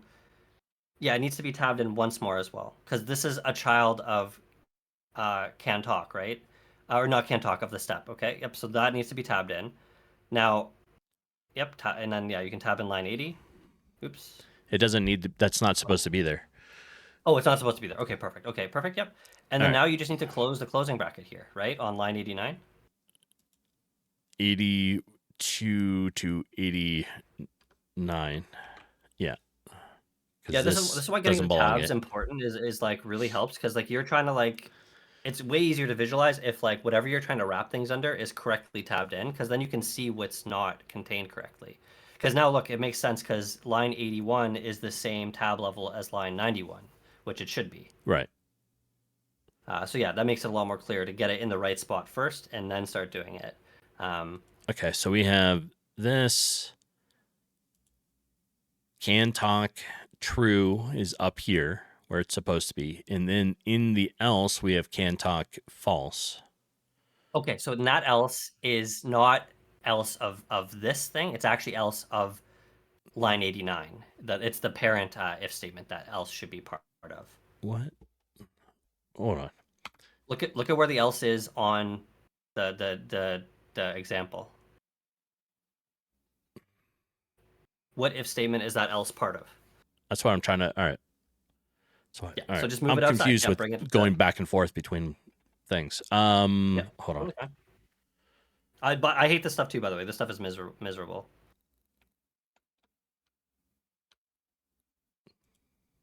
So this is why I would just rewrite it. All right. But the thing is, you started rewriting it in the first, so like you would have ended up or could have ended up here as well, right? But yeah, so this all works. This is all like correct now. I think it looks like, at least. Okay, so we have if instance exists, object player, and distance to object player is less than, we're saying 35 because pixel differences between what they're doing and what I'm doing. Yep. Then we have the top if statement brackets, and in there we have can talk equals true if keyboard check pressed input key. Inside the brackets there we have create dialogue. We end the if statement. Now we have else bracket can talk equals false, close else. That looks identical to what he has. All right, yeah, so you can give it a try. Okay. Encounter, the author did not account for enemies being a child, so it can potentially break. Yeah. Didn't account for a lot of what I was doing. Okay. So now when we approach, we have the little chat bubble. Oh, you can't see anything. Cool. All right. So we have the chat bubble. If I hit space, it doesn't. No, there we go. I was clicked off of it. When you hit space, NPC 2 talks, player, NPC 2,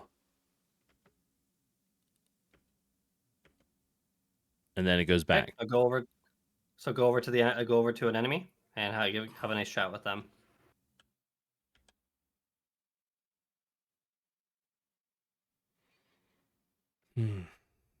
That crashes it.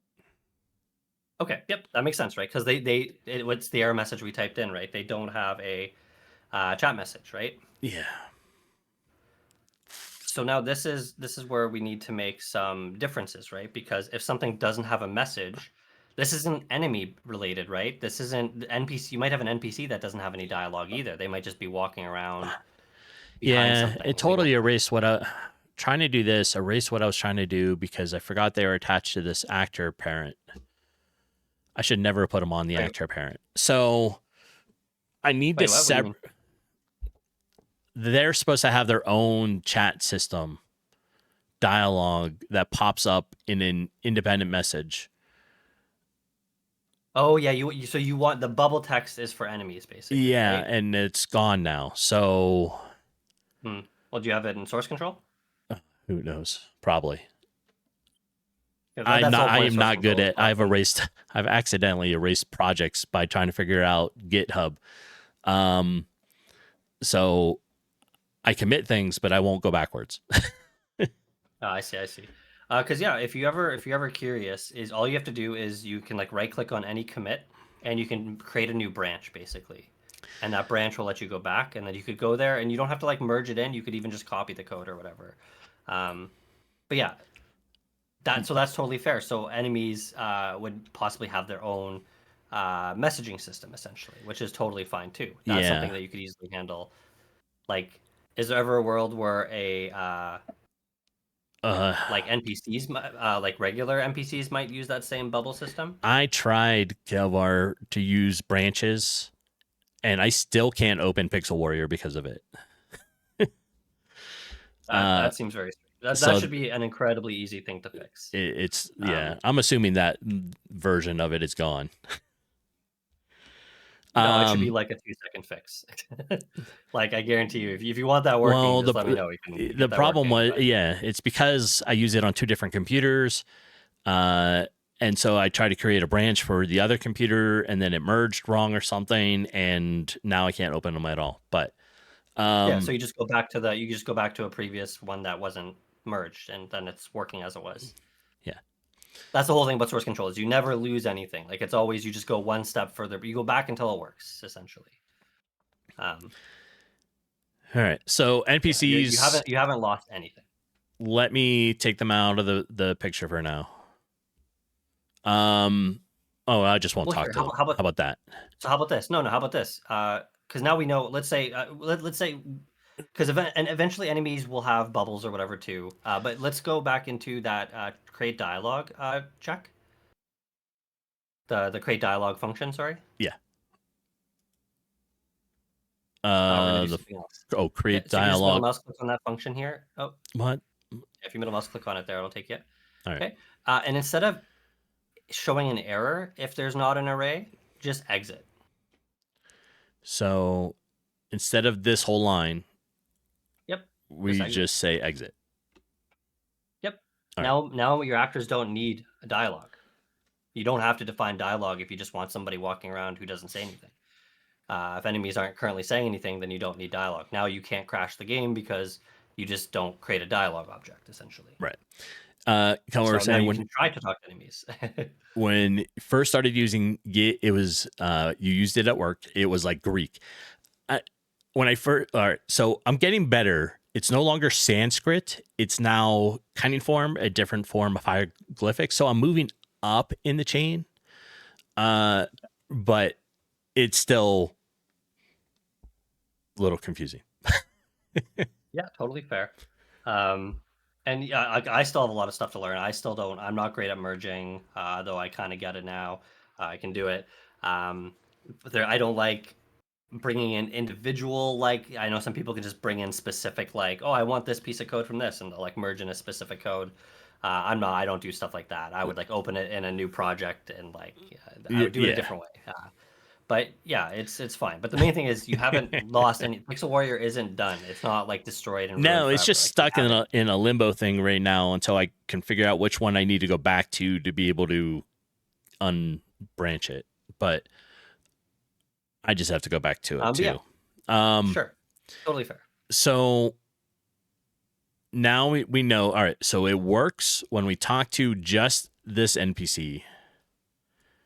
If I add in the other NPC, are we? It'll work. Well, let's actually no. I won't guarantee shit. It's programming. Try. Yeah, try it. Let's try it. I was gonna say let me test it because I'm programming here, so it may not. Yeah, I will never use command line get. That sounds miserable.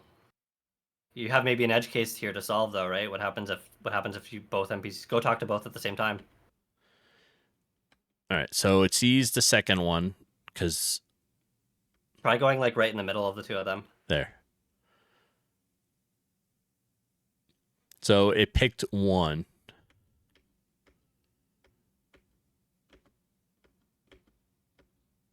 Because they're both highlighted right now. But you see how the icon disappears. You are probably technically talking to both, but it's actually I don't know what it would technically do here. Oh, damn it. But yeah, try talking just to the barkeep. I moved the camera, and so like everything is overlapping each other right now. So let me I had the video on top of this, so now you can see it. All right, we have both NPCs with their little chat bubbles up. If I hit space, it's picking the second one.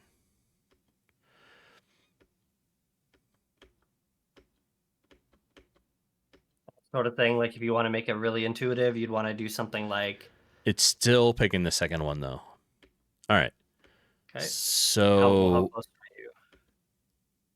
Okay, now try talking to the barkeep.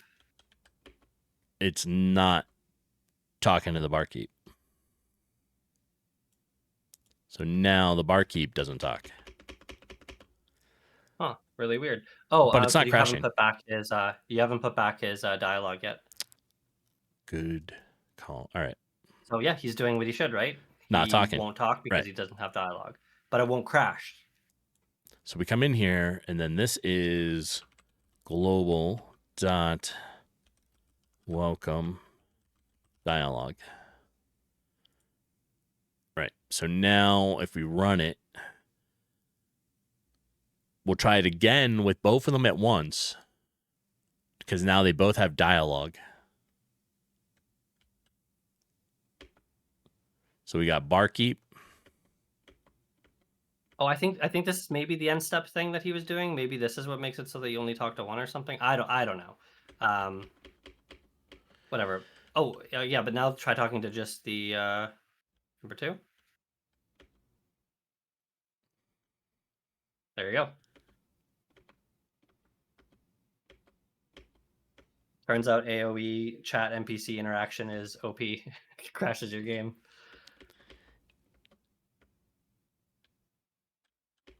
Okay. I do need to adjust the range a little bit, but I think it's working properly now. Nice. Craziness, right? All right. So the question is, do I have my in-range function not right? And was I misusing it? Okay, so you had a cool idea. I like the idea, but the idea you had wasn't comprehensive. Like your idea is something you should still have, but it wasn't a complete thing. So, so let's scroll down to where you had that function if you want to see wherever you had that. You had that if NPC is in range, you would switch them to idle, basically, right? Right. So down in the step, because he was putting all that into he was putting all that info into the step event. And I was like, well, I have all this other stuff in here. I don't want that particular thing in the step event. I want to switch them to the idle state. So I was using my in-chat range for that. Right. So Calvert, it's technically 2 issues. So issue 1 is objects without dialogue, which, to be fair, I don't know. That is still a problem that the tutorial, I don't know if it addresses later on, but like the tutorial itself, it's not actually an 8 problem, because if he puts down the barkeep, the game would have crashed if he didn't define dialogue, right? So that's still an edge case that needed to be handled outside of the NPC being children. But then the second issue was the range stuff. So it's like two issues at once. So okay, so first of all, this is good code here. This makes sense, right? But that's not comprehend like what this is not, oh, I'm in range and therefore I should be chatting. It's, oh, I'm in range, I'm going to make the NPC stop and wait for me, which is kind of a cool little feature, right? You know, sometimes you're trying to talk to an NPC in a game and they just keep walking. And they wander away. Jesus Christ, stop, please. Yeah. So yeah, this is a good thing, but that doesn't solve the, hey, I'm in range to chat. The only issue I have with that code, scroll back down to it, is you typically don't want to change states outside of a state if you don't have to. And so technically, you should only switch to idle if you are in range and you are moving. So this should actually be part of the move state code. Oh, okay. So if I cut it out of here and we go into our move, I can put it here. Yep, exactly. And this one needs to be nice. I like that you're fixing that. Good habit to get into. Okay, so we have two different why. If this bottom one is just a timer for move duration, and then if it hits the timer, it switches to the idle state anyways. Now we have also, if in chat range, then switch to idle. And you could argue you could combine them because they're both doing the same thing, but I kind of like having very explicit like leave conditions. So like one leave condition is your in chat range. It lost its coloring, but it works. I mean, it's showing it's there. Yeah. If it makes you feel any better, Code Editor 1 doesn't color code local functions anyways. Okay. So I actually, some people don't want it to code local functions like this, but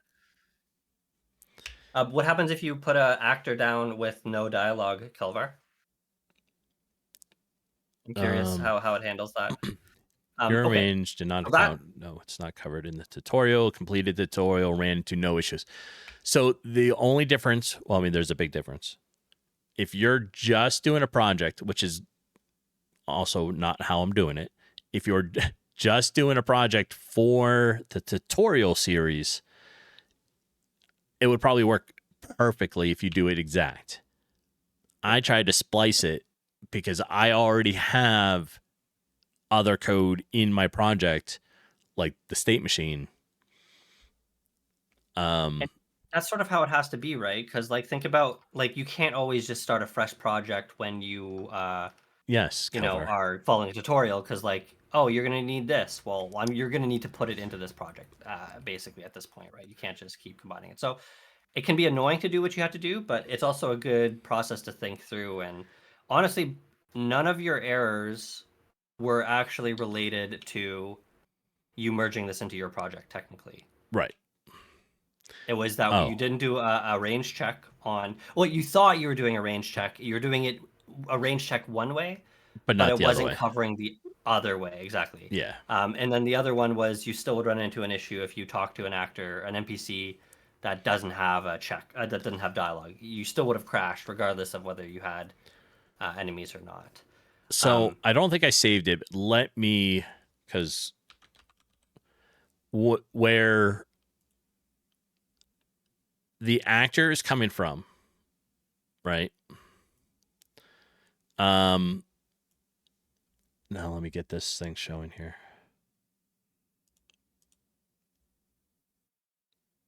Because I get stuff okay. You can sort of see it, right? So where actor came from, however, is we have like your main, I forget the very top one, right? But then we had actors, and what was the other one? I call them props. Props. I think of them in terms of, I think of them as, so the first one's entities. Entities has children of actors and props. And then actors can be anything that is like, the character. Right.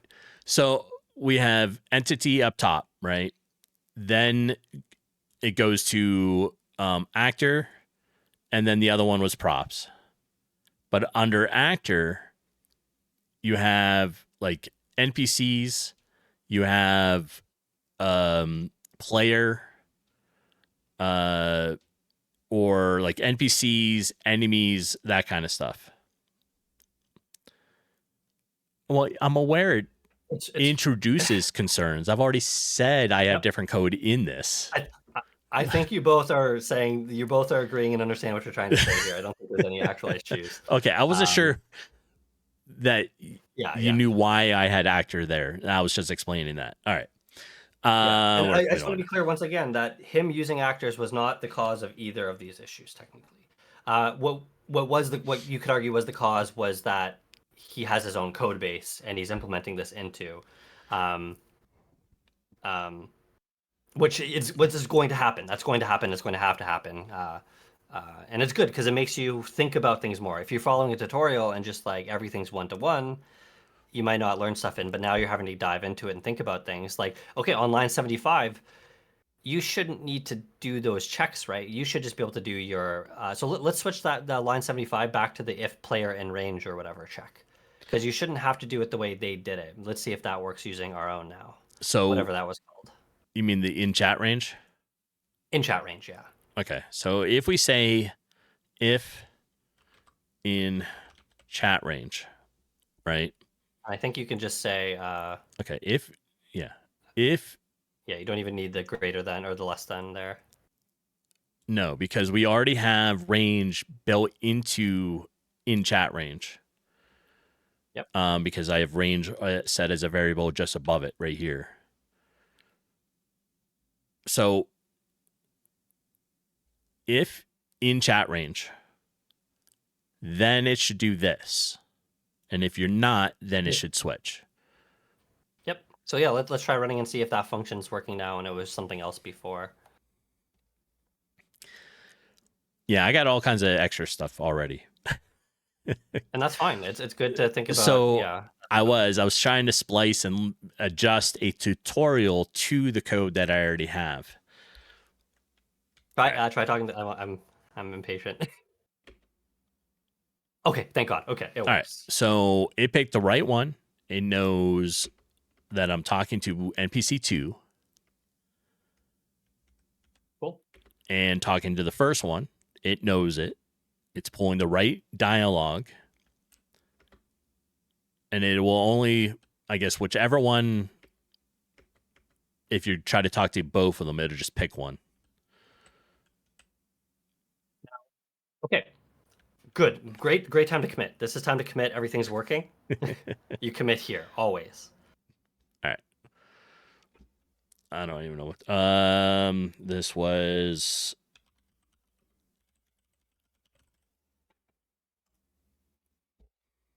There. All right. Okay. I have a couple suggestions for you if your brain isn't too fried. No, I think we're good. Like, I think we're good. There was a lot of we were saying the same things, just different ways, Kalvar. So you and I like to say the same stuff, just different ways. I think we're good. I figured it out. It was just me structuring it into my code that made it sort of not work, which, but it wasn't really originally where I thought it was. I thought it was going to be this part, but it wasn't. This is why it's like breakpoints and like debugging. It's all about ruling things out. The way we ruled that out, the way we knew that wasn't right, is like we put a breakpoint and saw that it was displaying the message it was told to display. The question is why it was displaying that message. I want to know what would have been want to know how we could have solved this using breakpoints instantly. Yeah. Sophie. I'll put a breakpoint on line 78. I'll show you what we should have done. Okay. All right, so we put a breakpoint on line 78. Run the game. This would have saved us all of the time. All right. So go talk to any NPC.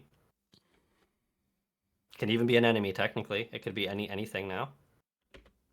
Okay, talk. Yep. Okay, we hit the breakpoint. Can you go to the create event of this object?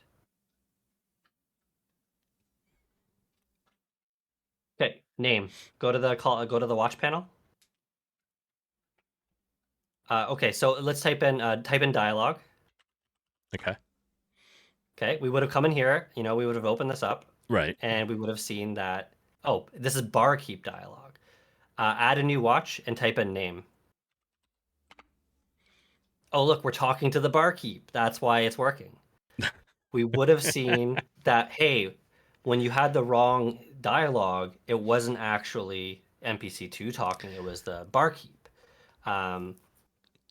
So yeah, once again, it was like it's always a learning experience. If I would have said that, we probably would have solved that immediately. But it's like, oh, if we just put one extra value in there, That's the okay. confusion would have went away. But yeah, breakpoints super powerful, and it's just about like kind of figuring out what the stuff is, because we knew that the wrong info was getting in there. We knew that that function was fine. Yep. Yeah. So either way, all good. Sorry, so I have two suggestions if you're Yeah, interested. what do you got? You don't have to do them now. Okay. So one is you talked about making you're like, why did I get rid of the enemy stuff, the old enemy bubbles, and Okay, it's so always good to keep stuff like that. it's there. Yep. I have there. it's just commented out. So if I go down, I kept the old stuff right here. I need to think about it. Okay, perfect. Because I think what I need to do is under actor, I also have a parent for enemies. So, and I think that code needs to go into this one. So I have a different. This is actually my idea, because I you were thinking of making that enemy specific stuff, but how about this? Because like I said, an enemy, like, it's almost like it kind of makes sense to think of it like, oh, we have enemies and we have NPCs, but you don't really. An enemy isn't an enemy on the battlefield, right? Like on the overworld, the enemy is only an enemy once you go into an RPG style battle. So my thought process is still, why not build that into the actor? And then you have the flexibility of two dialogue systems, which might sound dumb, but think about this. You know how in some MMOs you walk by a character and they'll say their little message? They'll say they're like, oh, man, I really could use some help. And then you talk to them, and then the actual dialogue system comes in, right? Right. You could have that enemy that like, oh, I'm going to fight you, like a little pop-up bubble. You could use that for actors too. For example, or NPCs. So you could have it so that you walk by an NPC, and if they have a quest, they have a message that says, oh, I wonder where my dog is. And then you talk to them and you get the full quest details. Right. So I still wouldn't make that specifically part of NPC behavior. I would make that part of actor behavior. And what that would look like is you would have, instead of having dialogue, you would have two variables. You would have one for like deep dial, like text box, like your dialogue message as it is now, right. And then a second variable for whatever you want to call those. Like a term that's commonly used is barks. It's like, you know, when you make somebody do a command in a game, like when like you know, a character goes to do an attack, they'll do their bark. It's kind of their little brief message they say, right? Right. So you could have dialogue and you can have barks, and then you can mix and match. Some things might just have barks, some might have dialogue and barks, some might just have dialogue, some might have none of that. Which I think could be a cool way of mixing and matching and giving you more flexibility. Yeah. And Jeepin was saying that happens all the time in Guild Wars too. So help me God, I'm standing here at Lion's Arch going through my inventory, and this bitch just sorry, pardon my language. This person, I hate her. Oh, more violence, less violence. Shut up. I no more of that. More violence, less violence. Stop. Please just stop. I'm losing, like, literally as we speak. Anyways, yeah. Guild Wars 2 uses a ton of barks. They're verbal, they're audio barks, right? But then you talk to the person and then they have their actual message. And a lot of these NPCs in Guild Wars don't have actual text. They'll just do their bark. But then you have your storage or your not your storage, your like dialogue NPCs. Yep. Exactly. So yeah, I think you could do that, and it would give you a nice bit of control, and then yeah, you can do a lot of stuff with it that way. Yeah. At first I was thinking, oh, you know, because this is like, I was like, oh, I just want the bubble. I was thinking like the bubble just for the enemy, because it says like one particular line before it like approaches you. It's like, oh, I've got you now. And then when you collide with it, then it has the encounter. But this makes sense trying to use it in that method, like you're talking about now.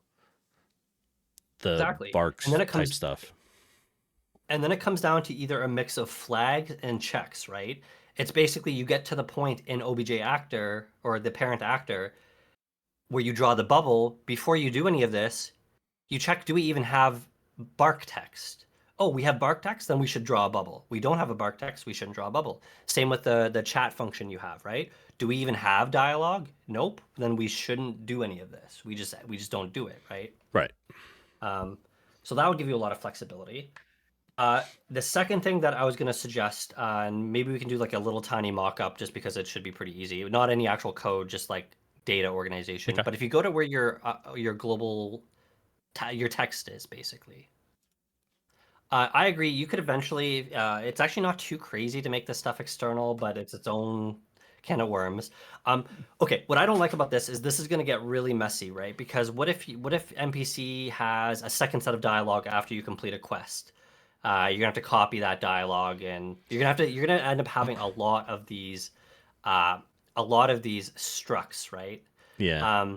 Same thing with this. It's a little bit redundant, right? You're talking to the player. You're having to like redefine that you're talking to the player over and over again, and like that's going to be a little annoying. So here's how I would structure this. Let's scroll down to the very bottom. Okay.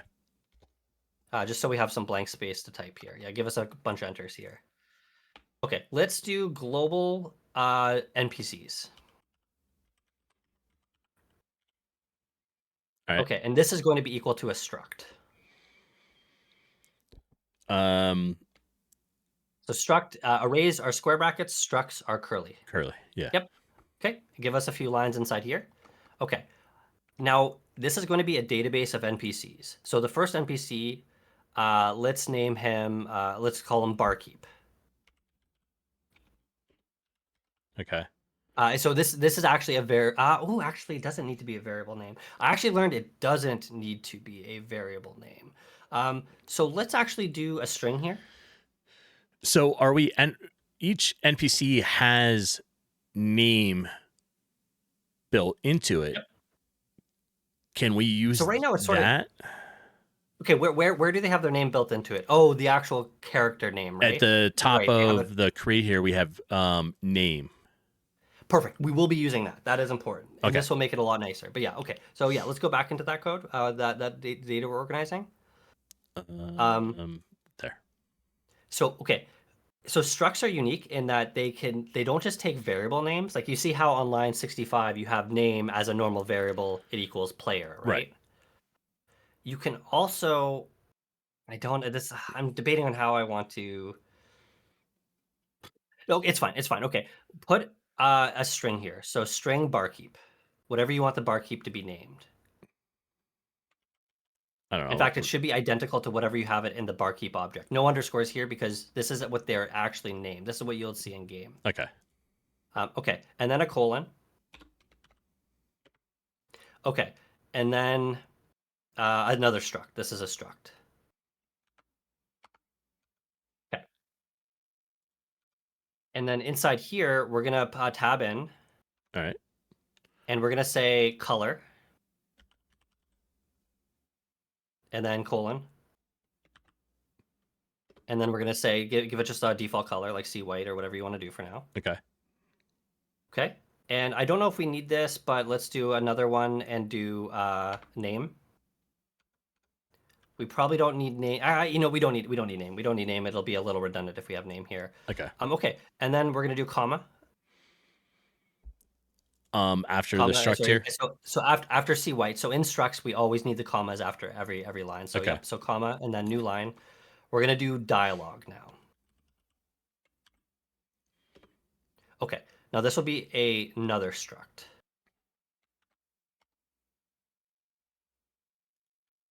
Okay.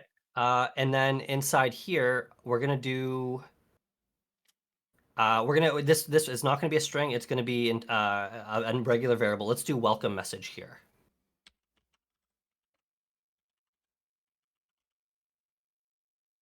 Yeah, so it can be. It doesn't need to be the same as the global. It can be whatever you want. So let's just call it welcome. Okay. Because at this point, saying it's a message is redundant. So we're gonna say welcome, and this will be another struct. Okay. Now go up and copy the struct, the array. Okay, the array here of the barkeep dialog. This whole dialog here. Copy that. Okay. And scroll down. and put that. Sorry, I told you this was a struct. Just get rid of this struct under welcome, and just it's welcome is an array. All right.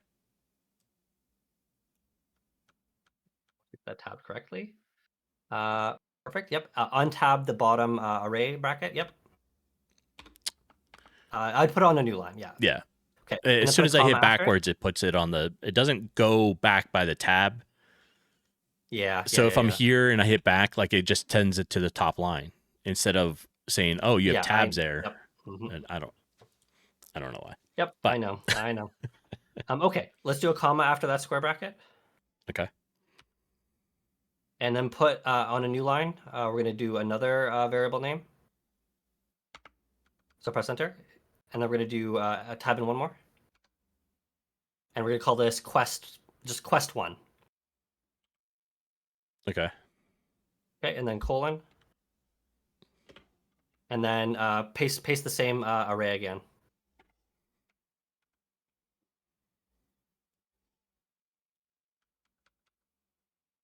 Okay. And then, yep, just the backspace there. Okay. That's what it is. Okay, and then scroll. So I'm not sure if you get what we're getting at here, but think of it this way. Instead of having just these global floating conversations, like a global conversation 1, global conversation 2, global barkeep quest 3, global, you're going to end up with a ton of these globals, right? Right. You're already at 2, and that's just with 2 NPCs. These NPCs might have multiple conversations. What we're doing now is instead we're restructuring our data. Oh, also at the top there, you had that color global there, right? Right. So instead of having char colors be their own array and then each dialogue being their own array, or their own structs or their own arrays, we have a global NPC database. So scroll down again. Okay. And inside here, you're going to have a struct containing all your NPCs. So there's your first NPC, barkeep. Right. There. So we have barkeep. And there's the beauty of that, the minimize right there. Perfect. So we can expand out barkeep. And then you can see, hey, the barkeep's color is sea white.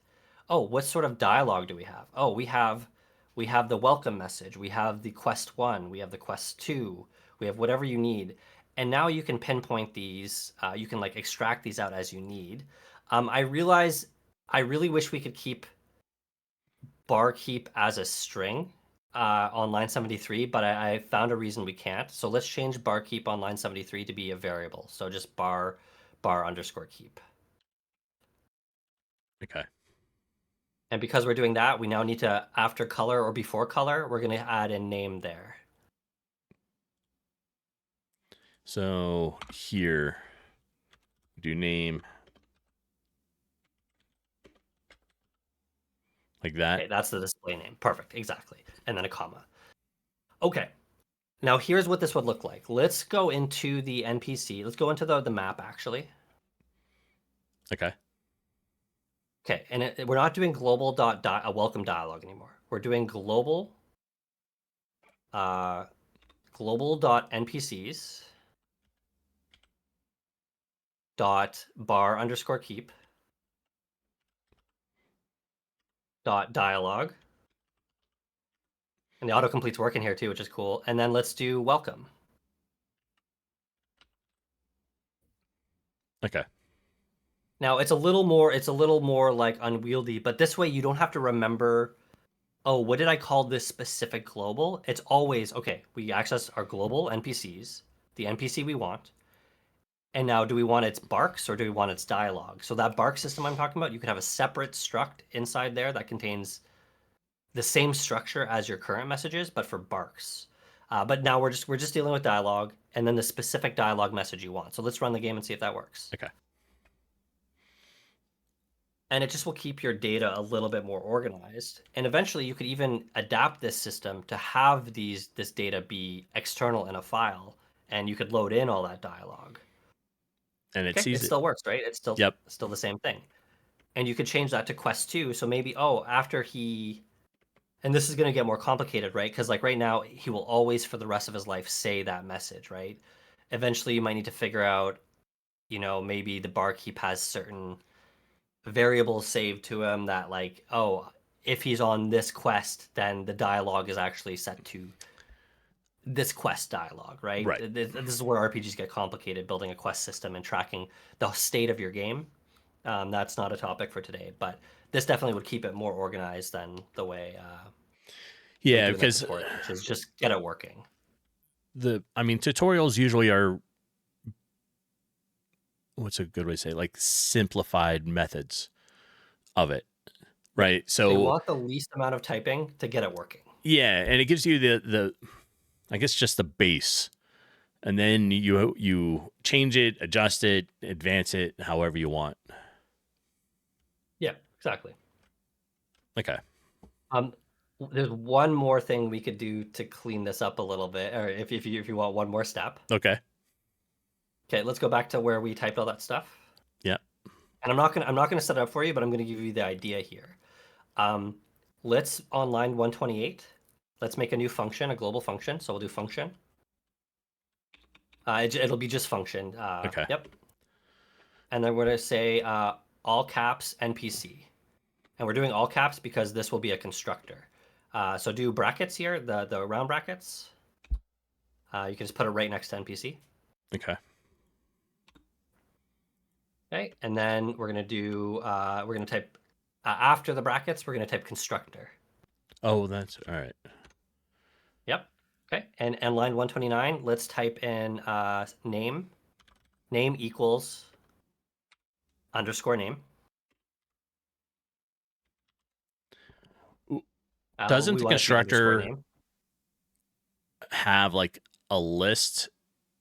It doesn't. So inside NPC, we can put arguments inside those brackets. Yeah. So let's give ourselves underscore name. Wouldn't and it be underscore like color. that? And then here would be underscore name. Exactly. Yep, you got it. Okay. And then let's do one for color. Let's do one for color too. So then we do comma underscore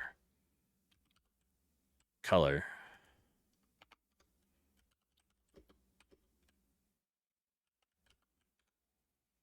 Like that. Okay, and then let's do Oh wait, do are there one. commas on this line? So constructors, they turn into structs, but they're coded normally like this. Okay. So it's just normal GM code here until you make your own structs. But the result will be a constructor, a struct. And then we're going to make a new variable called dialog, and it's going to be an empty struct. So dialog just equals to empty struct. Oops. Dialog equals a struct is the square. Curly. No, the curly, because the arrays are square. Yep, exactly. Okay. Okay, and I don't know if you get the idea here, but we're basically recreating the struct we made, the struct literal we made on line 73. How we're manually piecing together this NPC with this different dialogue. Thank you for the follow. Welcome in. Yeah. So an example of that would be if you put a comma after line 122. Comma after line 122. Okay. Yep. And let's do a new line. And does NPC2 have a name? No, it's just NPC2 is the name. Okay. Then her name is now Deborah. Type Deborah. Or Jill, whatever you want to do. Make it like a normal variable, so lowercase still. Okay. You can call her Debbie if you want. All right. Sure. And then colon. And then new NPC. Space new NPC. Like this or? Yep, because we're creating a new instance of that constructor, and we name that constructor NPC. And now we can feed in the arguments, her name and her chat color. So this gets this. No, wait. Yep, no, that's right. Okay. Assuming those are round brackets, I can't see with the highlighting. They're the curly. Oh, okay. Sorry, they got it. Okay, it's round. Because the NPC is just like a function. It's a constructor function, but it's still a function. So yeah, now you can pass in the name and the color. So Deborah and or Debbie, Deborah, and then comma. It's got to be a string though. All right, so we have Deborah. I want to store that as a string. Yep. And color. And you could even make it so that color is an optional argument in the constructor if most of your NPCs end up having the same color name. but it gives you the option to choose that, right? But for now, we can leave it as is. Okay. Does And that so need? what we've That done doesn't now need to is- be a string, does it? Nope, it should be exactly as it is. Okay. Okay. And then one habit I do have, by the way, is anytime I add something to a struct, I put a comma at the end of it anyways, no matter what. And then that way, just whenever you add an entry, you'll never forget a comma. Just always add a comma whenever you add an entry. Okay. Even if you don't have one yet. Okay. And so basically what this is, the only difference between Barkeep and Deborah is obviously the name, and it's the name, and the fact that Barkeep has color, has dialogue added. Right. So what you could do, very similarly to the constructors we built in your tower defense project, is you could add dialogue function that would put a dialogue entry in the dialogue list. And then what you could do is you could do new npc dot Deborah dot add dialogue, and then you give it like a dialogue name and a dialogue array, and then you could add a bunch of things to it this way. Okay. And this way you kind of have some structure to how this stuff is added, essentially. Gotcha. If you want, we can walk through that. It's not crazy, but there is something that might be a little confusing. Sure. I'll do it. Go ahead. Okay. So new variable, add dialogue right here. All right. Okay, and this will be equal to a function. Okay. Okay, and this will take two arguments: the name, like the dialogue name, and the dialogue array. So you can just say name. It's just going to be name, and it's just going to be array, or name and messages. Let's call it underscore name underscore messages. Okay. Okay. And to give you an idea of what these are, if you look at line 77 and, funnily enough, 99, the left-hand side is our name. The right-hand side is our messages. Message. Array. Right. Okay. So let's actually default messages to equal an empty array, just so we know messages is an array. So messages equals array on line, right there. On line 134. Messages equals, right there. Default variable, yeah. You said, right. Okay. Yep, nope, that's right.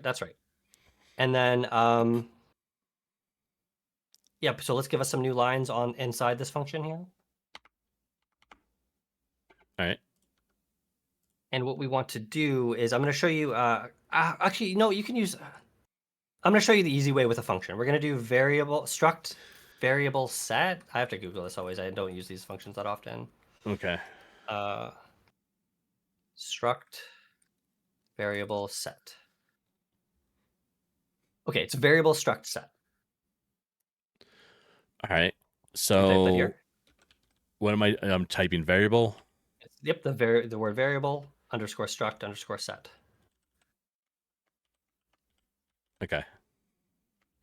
And so this lets you set a specific value of a struct. So you can set. So you'll set. So then you're okay. So put the brackets in. It's a function call. Yeah. Okay, and it takes 3 arguments. 2 yeah, arguments? it takes 3: struct, name, and value. Okay, so we want to add a value to a struct. Our struct is going to be dialogue, right? So we can pass dialogue into here because we have dialogue set on line 132. That's where we're going to store our dialogue. Right. Now we have our name, right? So we just want to pass in our name to it. Underscore name. Oh, underscore name. Okay. Yep. This is the name of the dialogue, not the name of the NPC. Gotcha. And if that's confusing, you can name that variable dialogue name instead. And then you can say messages for the last argument. Okay. Do you think it'd be less confusing if that argument on line 133 and 134 was dialogue name versus just name? Because I wonder if it might get mixed up with. So the reason I wanted to go with name is because of this. I was like, oh, this is this. But remember the main difference: 130 is the name of the NPC. 133 will be the name of welcome or quest 1 on line 76 and line 99, right? So this name here, this is for the NPC name. Yep.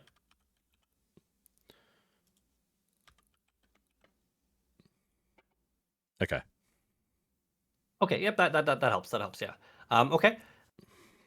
Okay. So what this is doing is so what variable struct set does is it takes the name as like a string, and it sets a variable to that value. So it sets the name to messages. So the equivalent of that would be the name. Okay, let's just replicate it. Let's just replicate this. Let's go up to Deborah and put a dot at the end of. Actually, put a new line before the comma. Put a new line before the comma. Trust me, it'll make sense. I think this will be familiar to you. All right. Okay, tab in once, and we're gonna do a dot add dialog. Okay. Okay. And just as a good example, let's name her dialog welcome as a string. So string welcome. All right. And then comma. Okay. And then paste in the dialog array you had before for your NPC2.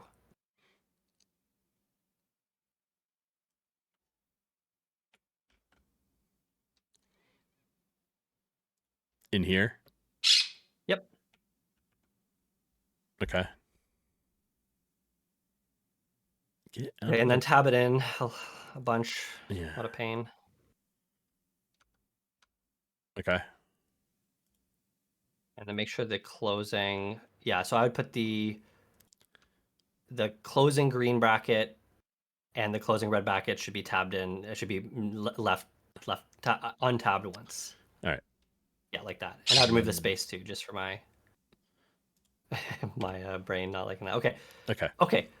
So let's compare the two versions of that we have here. We have two NPCs set up two very similar ways, but they are essentially the same. So let's scroll up so we can see both of them. Yep.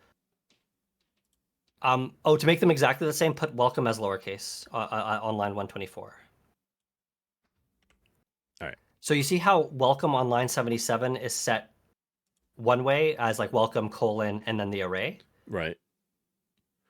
We've made add dialog do that, but instead of taking the name, it has to come as a instead of as a normal variable, you have to feed in the variable name as a string, and it will map that to welcome. Gotcha. So what you should be able to do now, you should be able to go to Deborah. You go to the NPC in the room. Sorry, in the room. Okay. Okay, and let's go to her definitions. So you should be able to do for her global.npcs .deborah Okay. .welcome. So that last dot there will be whatever you typed for the string, for the name of the dialogue. Oh, okay. Does that make sense? So because you typed welcome there, that's why we're typing welcome. Let's change this to hello, just as an example. Instead of .welcome, let's change it to .hello.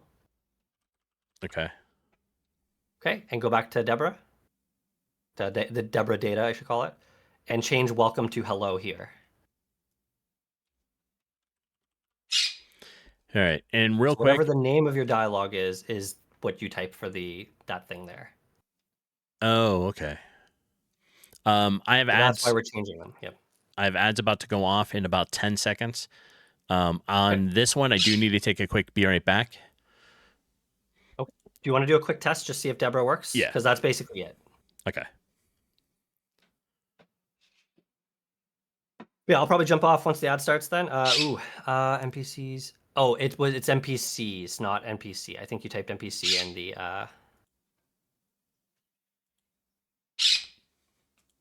try it again. And if you think it should be NPC, global.npc, you can change it to that too. Either's fine. Okay. It's just whatever you prefer. All right. Now .hello cannot be resolved. Okay. All right. Okay, so there's a problem with it. We won't be able to fix that before the break. Yeah, I probably have something misnamed somewhere. That's fine. But I'm gonna for this ad break, I'm gonna take a be right back during it, and then when I get back, I'm going to try to fix that real quick. And then we still have another component I want to try to work on. But hang tight, and I will see everybody shortly.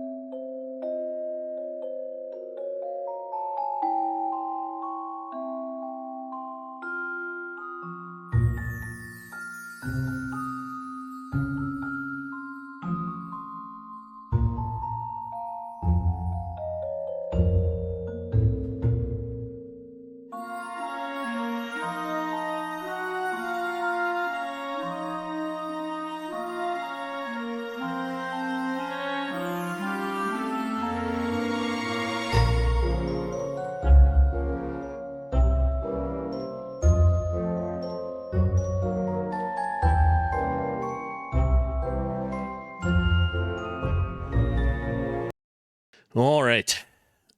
I'm back. Okay. Everything turned on. All right. I'm back. Okay, let's see if we can get a quick win here. I'm hoping it won't take too long to get this little thing working. If it is, well, I'll just abandon that idea. But I think the time change has me off a little bit. so like trying to uncover Arwen and at certain times and just do normal stuff. Like I feel off a little bit. You're on the same time change as us, right? I'm pretty sure I am, and I was not aware of that. So yeah, so the time changed last night. So it fell back an hour.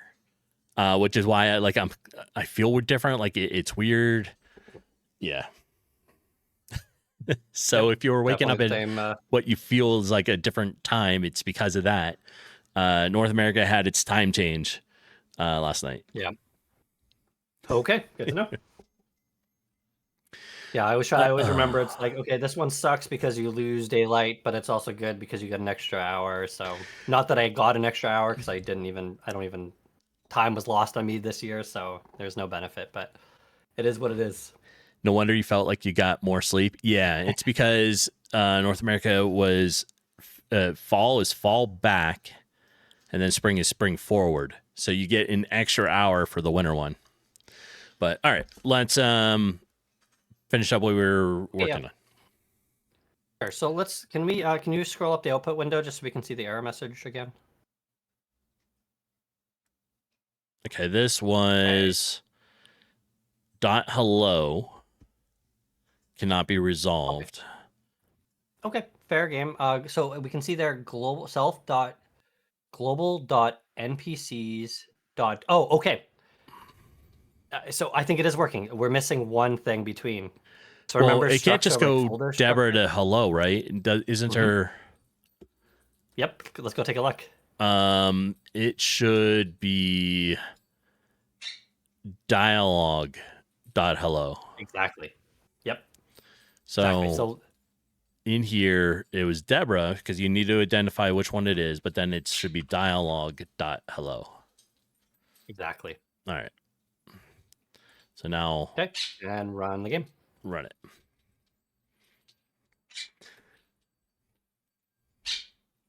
And okay. Now .dialogue cannot be resolved. Deborah dialogue. All right, let me go look at it. We have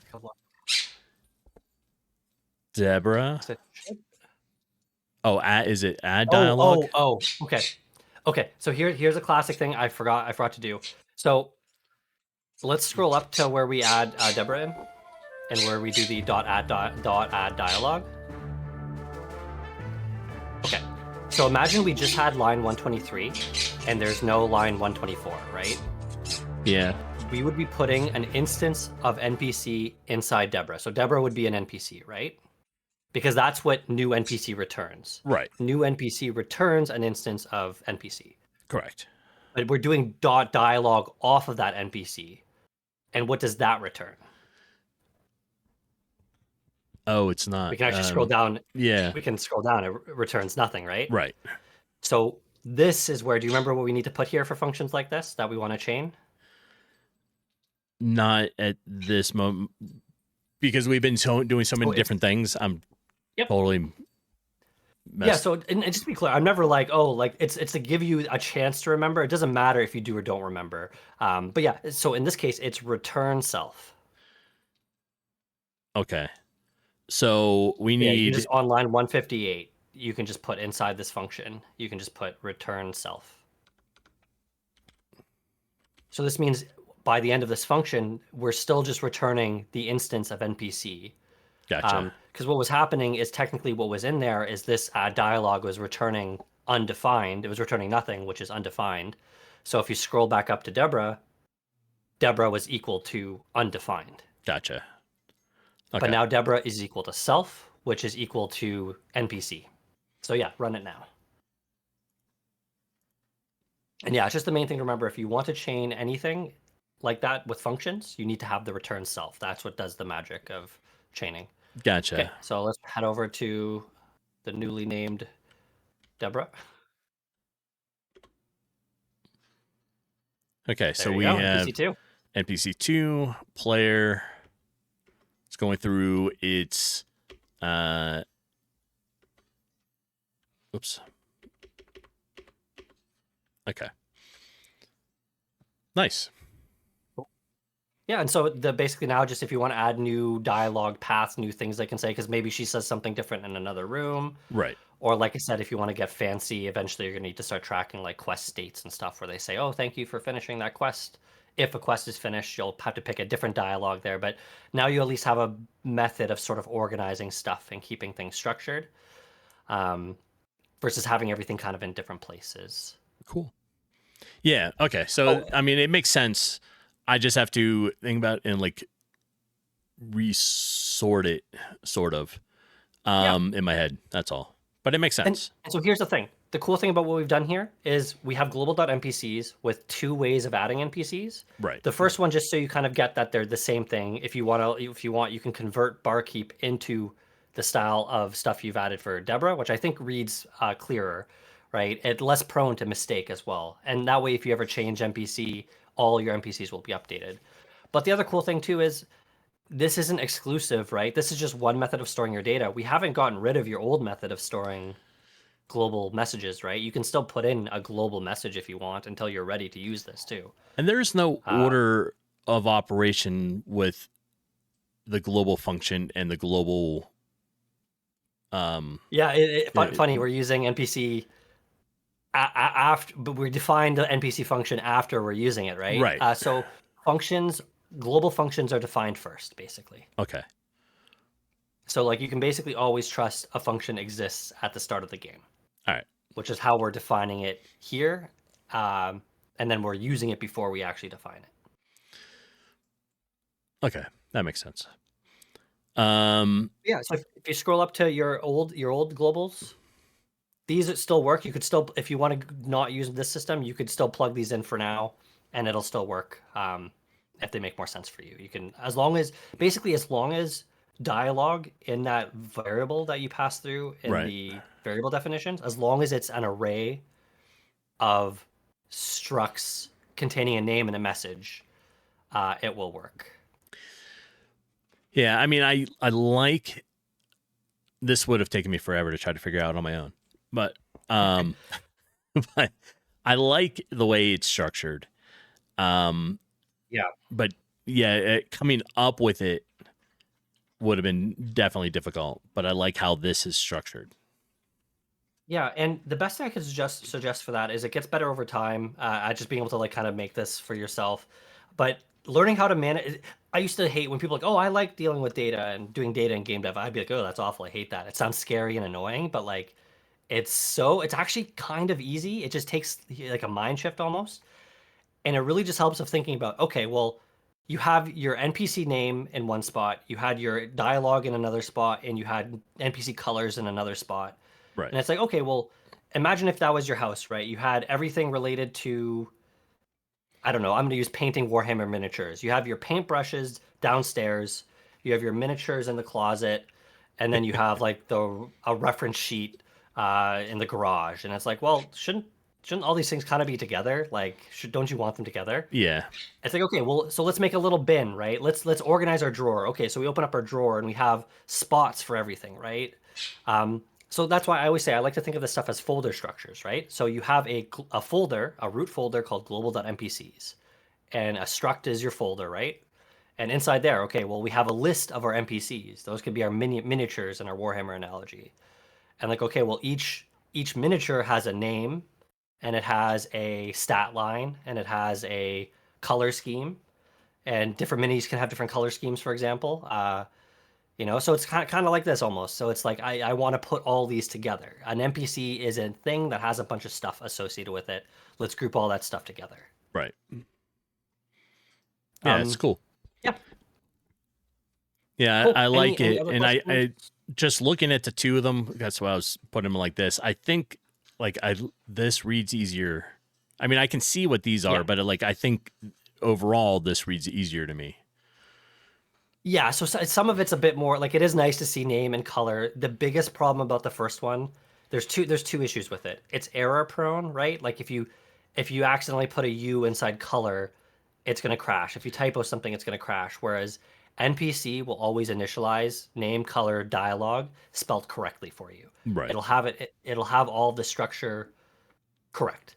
But then let's say let's say now next week you decide to implement the bark system, right? You would basically come in here, you would add a new line after line 155, and you'd add barks equals a struct of barks. Yep. And now all your NPCs suddenly have a bark struct and a bark function. If you did it the first method, you would now have to go through every NPC and add the barks and the bark function to them. You'd have to basically remake every one of these things. And so it becomes hard to change and manage everything, which is why we make it a constructor. The second we start reusing these things, and you're going to make a bunch of NPCs, you want to be able to construct a bunch of NPCs. So that's why we made it. Nice. Yes. The best way to think of a constructor, by the way, it's like making your own GameMaker object. So like you have OBJ actor, right? Yeah. That is a GameMaker object. You've now made your own. It's a little object. It's a lightweight object. You've made your own object called NPC with only the functions and variables it needs. It doesn't have an X and a Y, but it is a little object, sort of.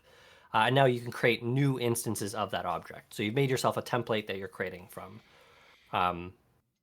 versus like building an object from scratch every time, which wouldn't really make sense. But... Right. But yeah, this definitely makes the dialogue stuff a lot nicer. Yeah. Yeah, should be good. Cool. Well, I will leave it. Sorry, any other questions before I hop off?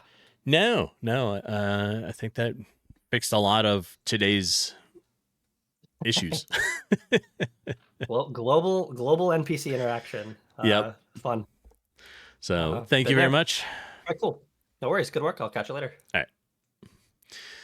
All right. Lots going on today. Not only did the time change, so we had time change, and then I just feel like off from it a little bit. And then this work. Let me get that back up on screen. So I was trying to follow, and we're pretty much done with that tutorial. I was following a little tutorial about adding chat bubbles and dialogue to NPCs. We got that to work, although it was kind of messed up for a little while. And it was just because I was splicing it into the states that I was using, like the state machine that I was using for the NPCs. So, but everything works now. So if we go in and talk to the NPCs, not the enemies that are wandering around up there, but our NPCs here. So we have the barkeep, and it has the little thing that pops above his head, and we can talk to the barkeep, right? And then we can come down and talk to NPC 2, completely different conversation, and it goes all the way through it. So we're good with that. And then, yeah, we still working on these guys. That may be some work tomorrow. But I think we've solved everything and accomplished what we were trying to do, which was create the dialogue with 2 or more NPCs, which we have 2, so we're good with that. And we restructured the way the dialogue looks. Otherwise, it was going to be like this, and it was just going to be a whole lot of things. So we structured it a little nicer. Right, Sophie? Sophie's looking at me like, I know, I was telling you how to do this the whole time. Right? Yes. And if you didn't know, Sophie is actually the star of the stream. I'm just kind of the co-host here. And yeah, that's how that works. All right. Well, I think after this, I think I need a break of stuff for a while. So this may be a good point before diving into some new stuff. I will be on tomorrow, same digital time, same digital place. So 7 a.m. Mountain Time. And obviously right here on this channel. I think today, Jeepin is planning to stream. What are you planning to stream? Today is going to be Guild Wars 2 for Jeepin, but a little bit later. So keep an eye out for her on that. I think what we'll do is see who is on. Sundays are always kind of hit and miss, but I think it was a good stream, and I think it'll be worthwhile to move on. Like I said, my brain's kind of a little foggy. Everybody's playing games. Let's see if we can find somebody not necessarily playing a game, but if not, we'll go into somebody. We have Minecraft. That looks like a game. Well, okay. I think I have somebody doing dev work today.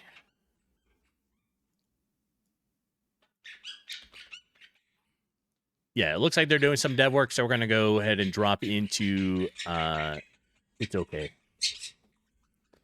So, looking splendid. I appreciate you being here. Thank you.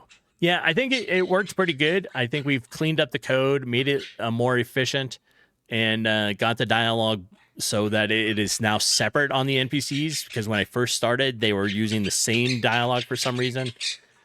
And yeah. R1 in the background was telling me everything that I was doing wrong. She's like, that I was trying to tell you how to do this the whole time. But we're going to go ahead and start a raid. Go visit It's Okay. And check out what they're working on. Right? Thank you so much for being here. And again, I will be on tomorrow morning, 7 a.m. Mountain Time. And we'll continue doing some work with our NPCs, I think. All right, folks.